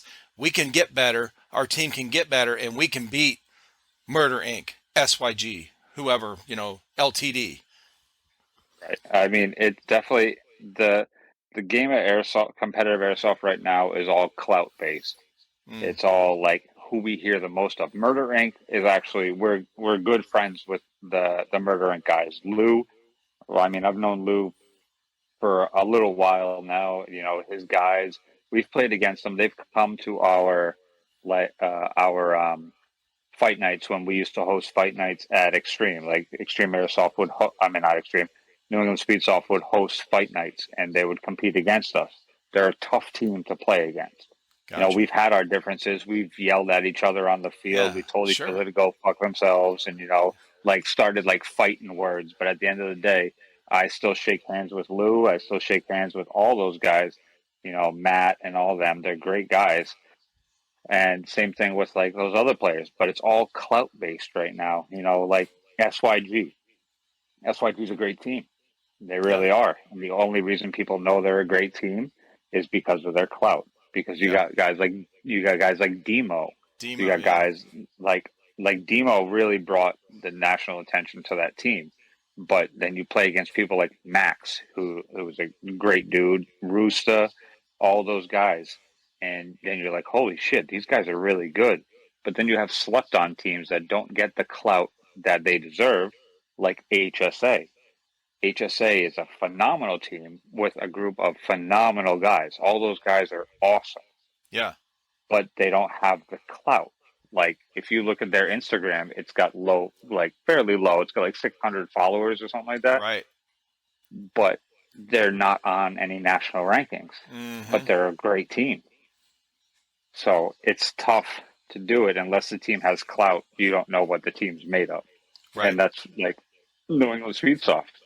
New England Speedsoft has, and people have agreed with me, New England Speedsoft has the talent the skill base and the opportunity to become the SYG of the East Coast. I mean, there's been SYG players that have told me that New England Speedsoft is the SYG of the East Coast. Wow. You know, That's a just compliment. because we have the skill base and we have, you know, the honor. We have SYG, like Demo was definitely known for helping the community and wanting to bring the community up for the culture movement. You know, it's essentially what New England Speedsoft has the ability to do, but Yeah. not a lot of people know about New England Speedsoft, Mm-mm. and nobody really knew about it. And I went down to Georgia and spread the name, and you know, then my build started getting known more. My build Mm. started getting shown off more. I have builds that sold out in Colorado because I helped host a tournament over there. I actually Right. sent two or three Kappas from my house to Colorado so they had guns to use in a 3-gun event. Oh, cool. So, and one of them sold over there. So I'm trying to get the name of New England Speedsoft out more. Right. And it's definitely a challenge, definitely for sure. But until you get the clout, there's no national ranking. A national ranking would be fantastic. It's just they need to. I mean, I know Roy and them can figure it out, and they can Yeah. make it happen. It'll be like paintball. Like paintball had the NPPL, the NXL, Mm-hmm. and X Ball or whatever the hell that was. They had a lot of different styles. Now they have national rankings. So Airsoft Yep. will get there. It's just a matter of keeping the movement going and keeping the toxic players out. Yeah. Because there's people that are just there just to, you know, ruin the game for other people, just to want to go in there and just, you know, destroy little kids on pub fields. Like, what's your goal? Yeah. Just to be toxic? I've had a player actually tell me that that was his goal. He just wanted to be toxic. Okay. That's Yeah. a dumb It's goal. it's it's these young players though. That's the thing. Like these 16. I have, when it comes to like the airsoft community, I have no problems with the older generation, like Yeah. the people in their 20s, 30s, whatever. No issues with any of them. All of those guys are either cool with me or they just don't talk to me because they don't like me. That's fine. Right. But all the young kids, like the 16-year-olds, 17-year-olds, they're the ones that, you know, start talking all this shit and start, you know, saying all this stuff about people and being like, oh well, this guy's a pedophile, and you're like, why? Like, oh, because I watched him, you know, put his arm around a kid at Extreme. It Right. doesn't make me a fucking pedophile, bro. That means that I put my arm around somebody. Like, get Yeah, the fuck dude. over it. And that's the toxic players that just want to do it. They Right. just want to spread rumors because they think it's cool. With, you know, most of them wear that the parka with the tan pants and the chest rigs. Like, that's cool. Good for you. They're like, oh, Speedsoft is gay, and then they run into the pub field, running around, you know, like playing Speedsoft on a pub field. Like, bro, you're doing the same shit just on a pub field. Right. It's what it Yeah. is, though. That doesn't make sense. Oh yeah. Well, teenagers, man. Who knows? You know, Yeah, they're. that's where the It's funny. toxic comes from. But like I said, I mean, we all have, a lot of us have toxic tendencies. Like where, you know, you shoot somebody and they don't go out, and you keep shooting them and they don't go out, and then you Oh start yeah. swearing at them and you shoot them more. Yeah. Like, I mean, we've had our players' safeties threatened. One of my players, well, not my players, one of my fellow teammates, um, his he got threatened with being jumped when he flew to Texas. Like, people were contacting other people in Texas trying to get my teammate jumped. Because of Like, the what? yeah, Because because of for the game or no whatever when reason. they played. For no reason. Like, Yeah. no reason at all. Kids were just like, oh well, fuck him up, you know, kick his ass, jump him when he gets down there, because fuck that guy. Like, for no reason they wanted him jumped, Jesus. and that's completely uncalled for. But Yeah. then when you face them, like face to face, they don't say nothing. I've had people talk shit about me, and they're like, "Oh, you know, you're like," they called me like suspect of something, like I don't know, like being gay or something. I have a 13-year-old daughter, but apparently I'm gay. Um, Well, that and doesn't mean that changes meanings a lot, you know. but they were calling me like all different types of names, talking all types Yeah. of shit about me, trying to troll me on my Discord, on my Instagram, just trying to troll me with these pictures. Bro, I Yeah. post every picture they tried to troll me with, I posted on my Yeah. Instagram. I was like, I don't give a shit. Like go for it. And then they met me in person Yeah. and they're like, oh, then they started following me on Instagram. That's funny. Like bro, you've never met me. You don't know me. Like I'm one of the Yeah. most humble players you'll ever meet. Don't tell me who I am without actually talking to me.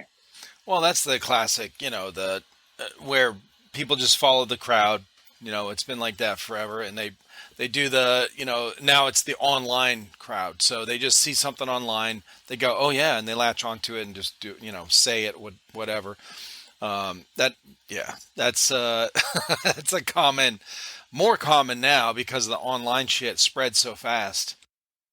Right. And But I let them talk. I let them talk their shit because it doesn't phase me. Like I spent 5 years in the army. right, I'm a firefighter. I'm an EMT. Like if you can offend me, good job, because it's yeah, not yeah, going to happen. I not don't not get offended. happening, bro. Uh-uh. Those army insults hit different. And my best friend is a former Marine, Yep. so like fire at me, bro. I'll fire Yeah. right back. Don't get offended when mine hurts more than yours does. I mean, yeah, that's, I always joke too. I always told my kids when they were growing up, you know, they'd say when they started becoming teenagers and start talking back a little, you know, and I'm like, you can't hurt my one feeling, so go ahead, you know, whatever. But Yeah, yeah, that's, you know, I mean, the military thing, of course, Marines, we're jarheads, we're crayon eaters, all that stuff. You know, that there's all the military jokes that are pretty funny, but yeah. Speaking of Marines, you know that Houdini was a Marine, right? yes, I do. You ever seen his service picture? Yes, I just saw it Yeah. actually because I think he posted on This, Veterans Day. this Yeah, one? look at that. Look at that mug. Like I made that into so many memes. Like I just slammed him with me. Like there was one meme that I absolutely. So it started out as like a guy flexing, but his lower half was a fist pounding the ground, What? and I cut out Houdini's face and made it into a Houdini meme. That's awesome, dude. Yeah, and he was, because me and him go back and forth. We have that same, he just started dying laughing because I like he doesn't get offended. Like why would No. that shit's great, and it's good Oh, having that's friends funny, dude. like Houdini. Yeah, dude. Whenever you're around somebody that's really really sensitive, like bro, it's so fucking like it's draining. It's draining. Hmm. Like you got to watch what you say, and then you have to explain and over-explain what you didn't mean.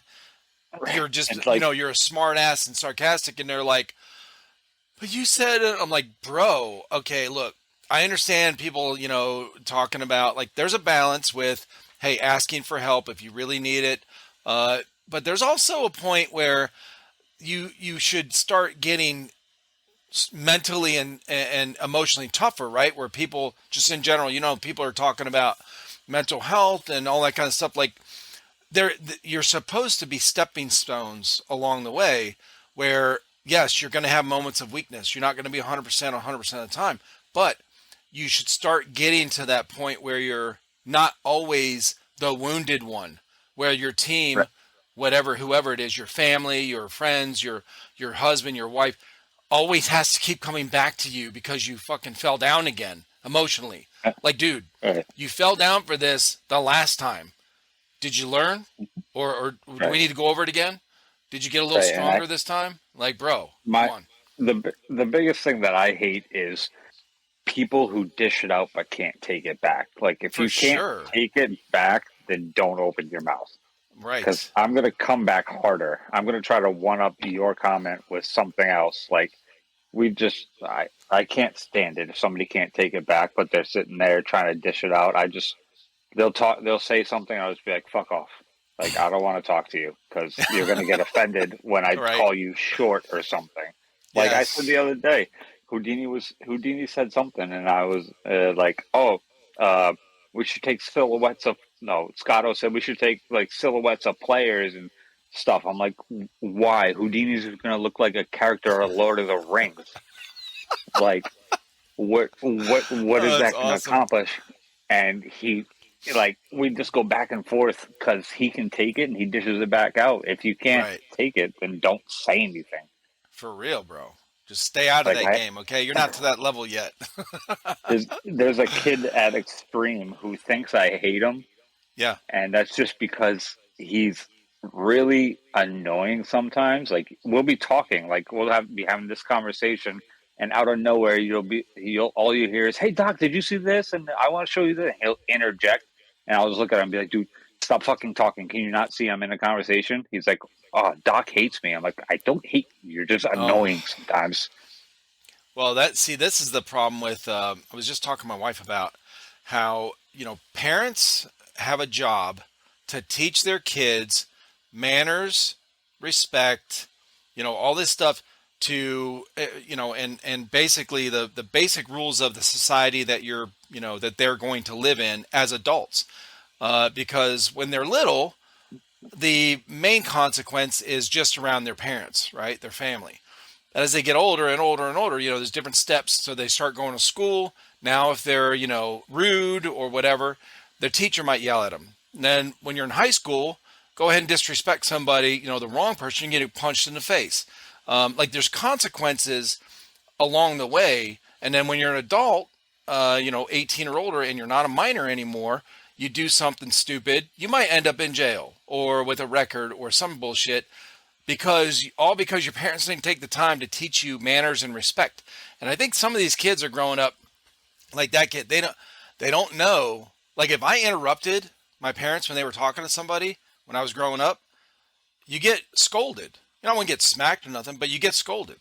And that's part of life. That's part of your parents teaching you, hey, wait till someone's done talking. Okay, it's not good manners to interrupt.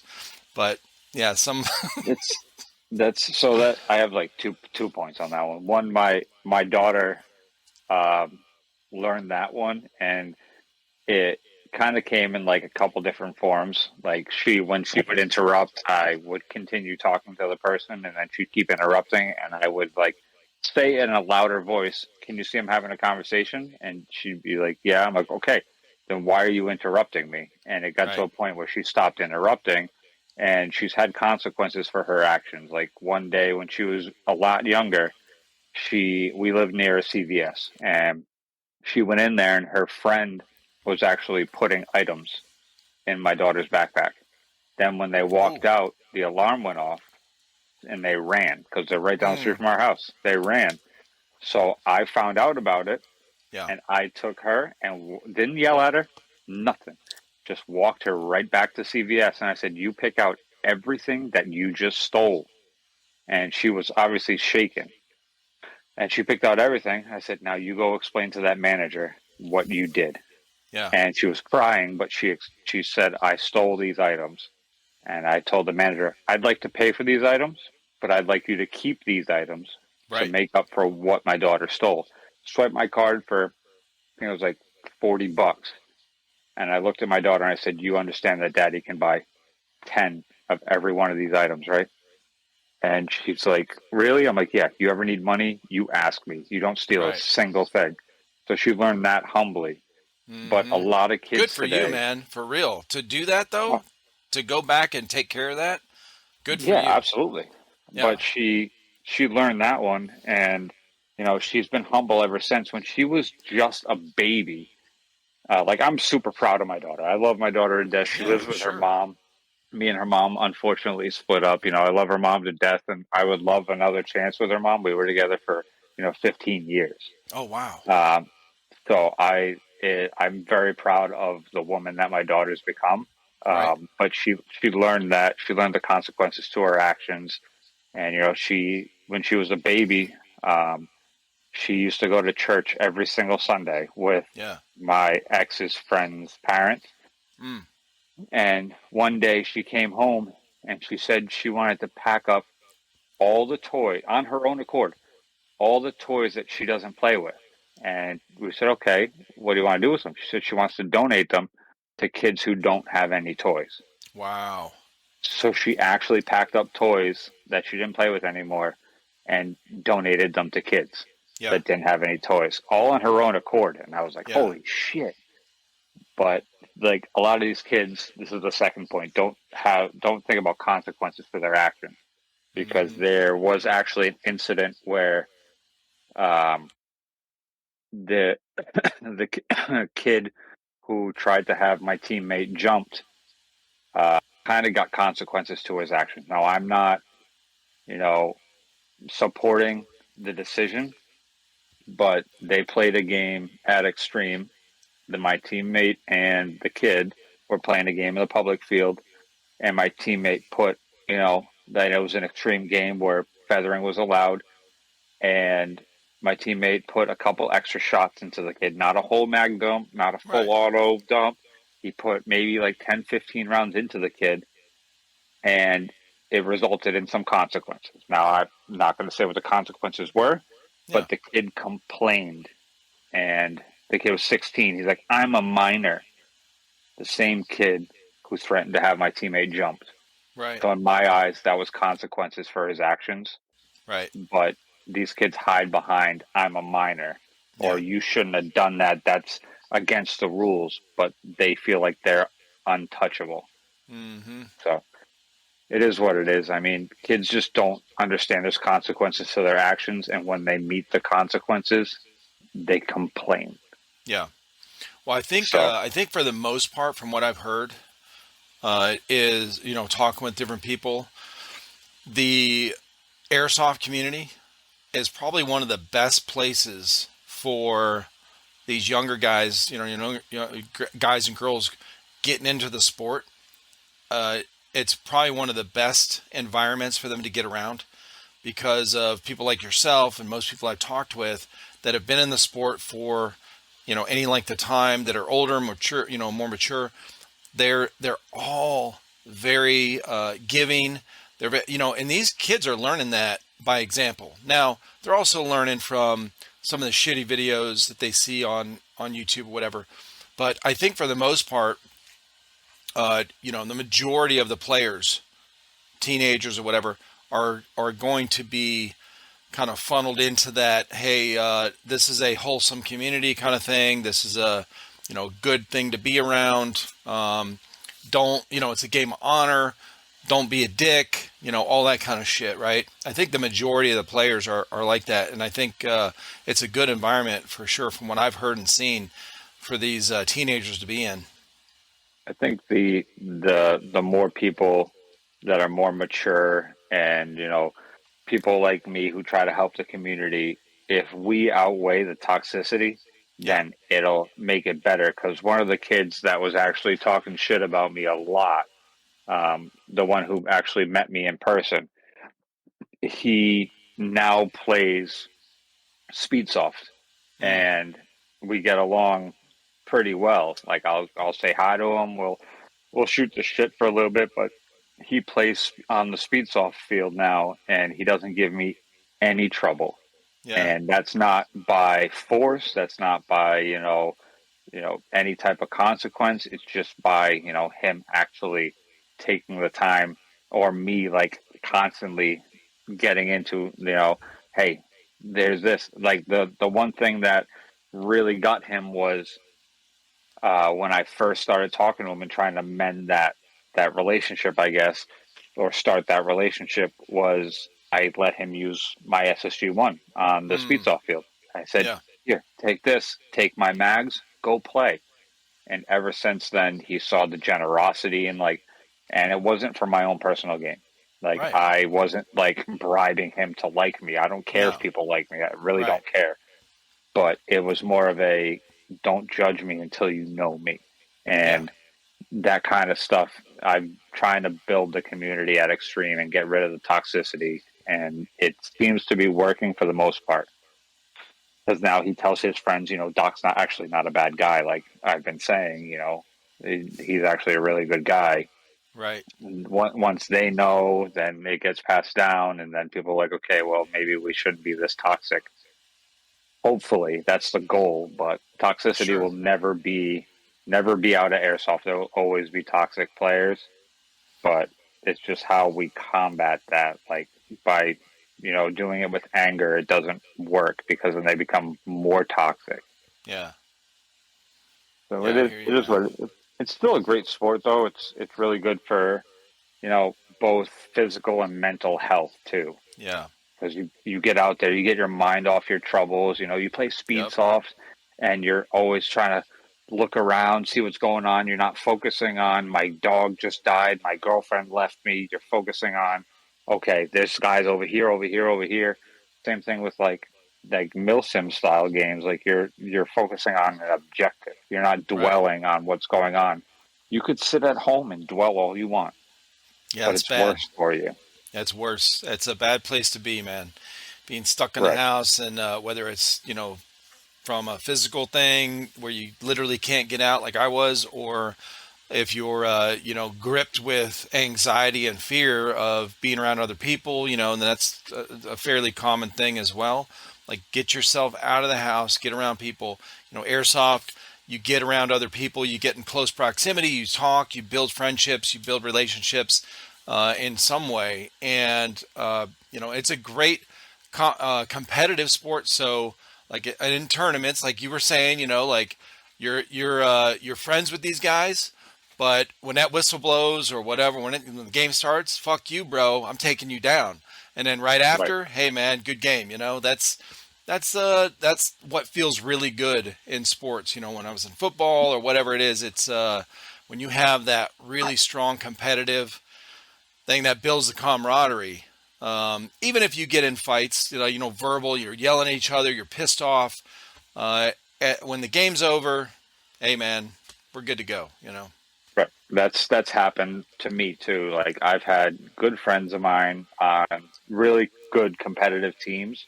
We've actually screamed at each other in the second staging of Extreme, like Yeah, talking shit, and he's like, "Nah, fuck you, bro, fuck you. You were talking shit," and I'm like, "Stop! Like I wasn't. Like hear me out." And then at the end of it, we shake hands and we hug it out, and everything's good. At the end of the day, we're still friends with each other, and we sure. talked it out. So, and some of these guys are like the guys that I would go to for like mental health. Like I've gone to Extreme for mental health breaks, not to Yeah. play, just to be around people. And Mm-hmm. some of my teammates, some of these airsoft guys, like some of the people I've played with, some of the people friendships I've made, I could pick up my phone and I could call and be like, "Listen, I'm in a rough spot. I just want to, have someone to talk to." I've called Scotto on my way back from Extreme just to shoot the shit. We've had 45-minute conversations just shooting the shit because I didn't feel like driving like without talking to somebody, or I Sure. just wanted to, to have, just talk to somebody, not in like a mental health capacity, like I'm down on myself, just talk to friends, catch up on them, because you never know when that phone call to that person might help them out because they may Right. be in a rough spot. So you pick up your phone, you check on your friends, it's always good just to improve your mental health or improve someone else's mental health just by helping.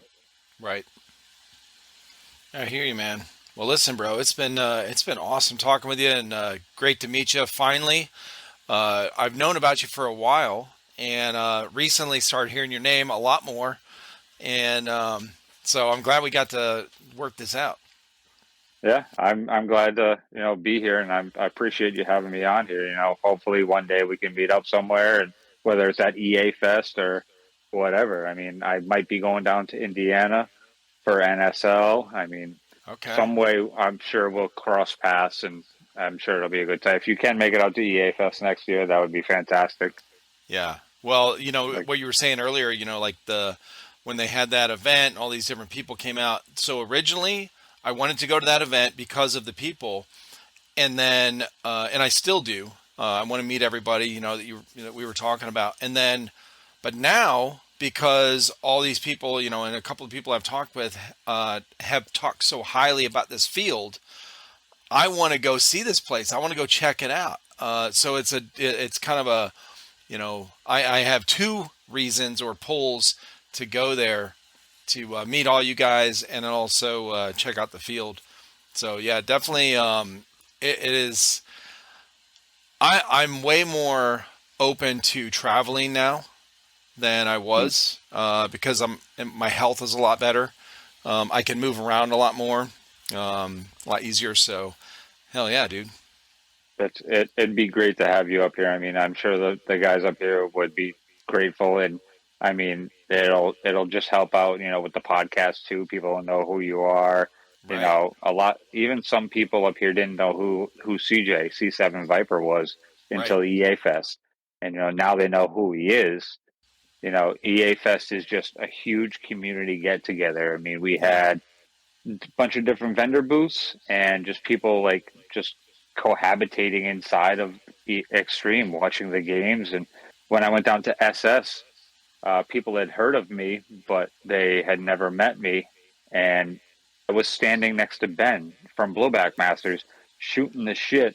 Didn't know who the fuck he was. He didn't know Yeah. who I was. And then I showed him a picture of my Kappas, and he was like, "Oh shit, are you Doc?" And I was like, "Yeah." He's like, "I'm Ben from Blowback Master." I'm like, "What the fuck?" Oh You shit. know, same thing with Rogue Customs, Yeah. and all those guys. I didn't know who they were by face, and then now we formed those relationships. So if, like I said, if you can get up, it's usually September 23rd, 24th, 25th ish. That's what it was this year, the end of Right. September. You know, they'll have it next year. It'll be their 14th year anniversary, Okay. something like that. Yeah. So it'll just get bigger and better. I mean, we have a little block party on Sunday where all Nice. local vendors come down. We had the tournament on Saturday, and we had like regular gaming, check out the store and the field stuff on Friday. But yeah, if you can get down here, even if you get down here before EA Fest, it's a fantastic time. Yeah, definitely not going up there in the winter. Y'all can have your snow, okay? I'll stay That's in the 30-degree understandable. whatever at night, but there's no snow here That's usually. fair.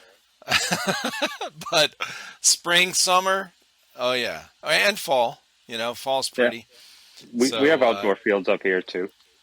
right, awesome, man. But yeah, absolutely. Well, where can everybody find you online? I'm on Instagram. Instagram is my main platform. It's Ness underscore Doc. That's my main platform. So if you go Okay. on Instagram, type in Ness NESS underscore DOC. That's my Instagram. Give me a follow, and then I always help people out if people have any questions about kappas or stuff. Not anything else because I don't know shit about anything else. But kappas, I always help people out. I just helped Rosie. He Oh, sent nice. he sent me his grip because he was having issues. His frame. He sent me that Yeah. whole thing. I fixed it for him and sent it back to him.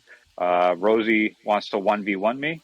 Oh So shit. I keep calling him out on that, but he keeps backing up. So Oh no. gonna have to 1v1 Rosie, Rosie. what the fuck, dude? Come on now. Because, hey, him and AJ, I talked to both of them with, I had Cerberus Unbound on, and I was talking to Rosie. I met Rosie at SS Airsoft for the Call of Duty event. Yeah. So, Well, um, Cerberus yeah. just broke up too. Oh, did they? Oh, I need to Yeah. talk to them, man. I need to talk to AJ. Okay. AJ's selling all his stuff. If you go on the Cerberus Unbound Georgia Yeah. Instagram, you'll see like his stories and stuff is him selling all this stuff. Oh, okay. Okay. Yep. I'll have Cerberus to, broke up, but that's too bad, man. Rosie calls me all the time. Like I'll get Yeah, like Rosie's two cool. phone calls a day from Rosie. It's great. I You're love like, it. He's like fuck you, my dude. I'm gonna beat your ass in 1v1. Okay. yeah. He's like so him and Micah are I call them my sons. And Nice. Micah's the same way. Micah's like, he'll call me dad. He'll be like, Dad. And Micah came up here with his dad, and he looked at me. He's like, Dad, and I'm like, that's confusing because there's Yeah, two of right. us. Mm-hmm. So Rosie and Micah are my children, apparently. Nice. But yeah, Awesome, man. absolutely.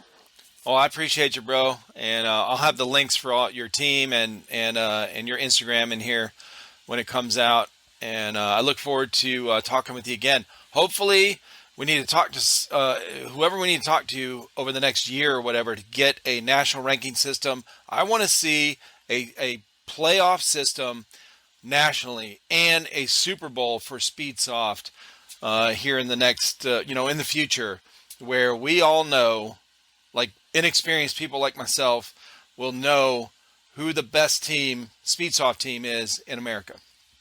Yeah, absolutely. That would definitely be something for Roy over at Yeah, Speed QB.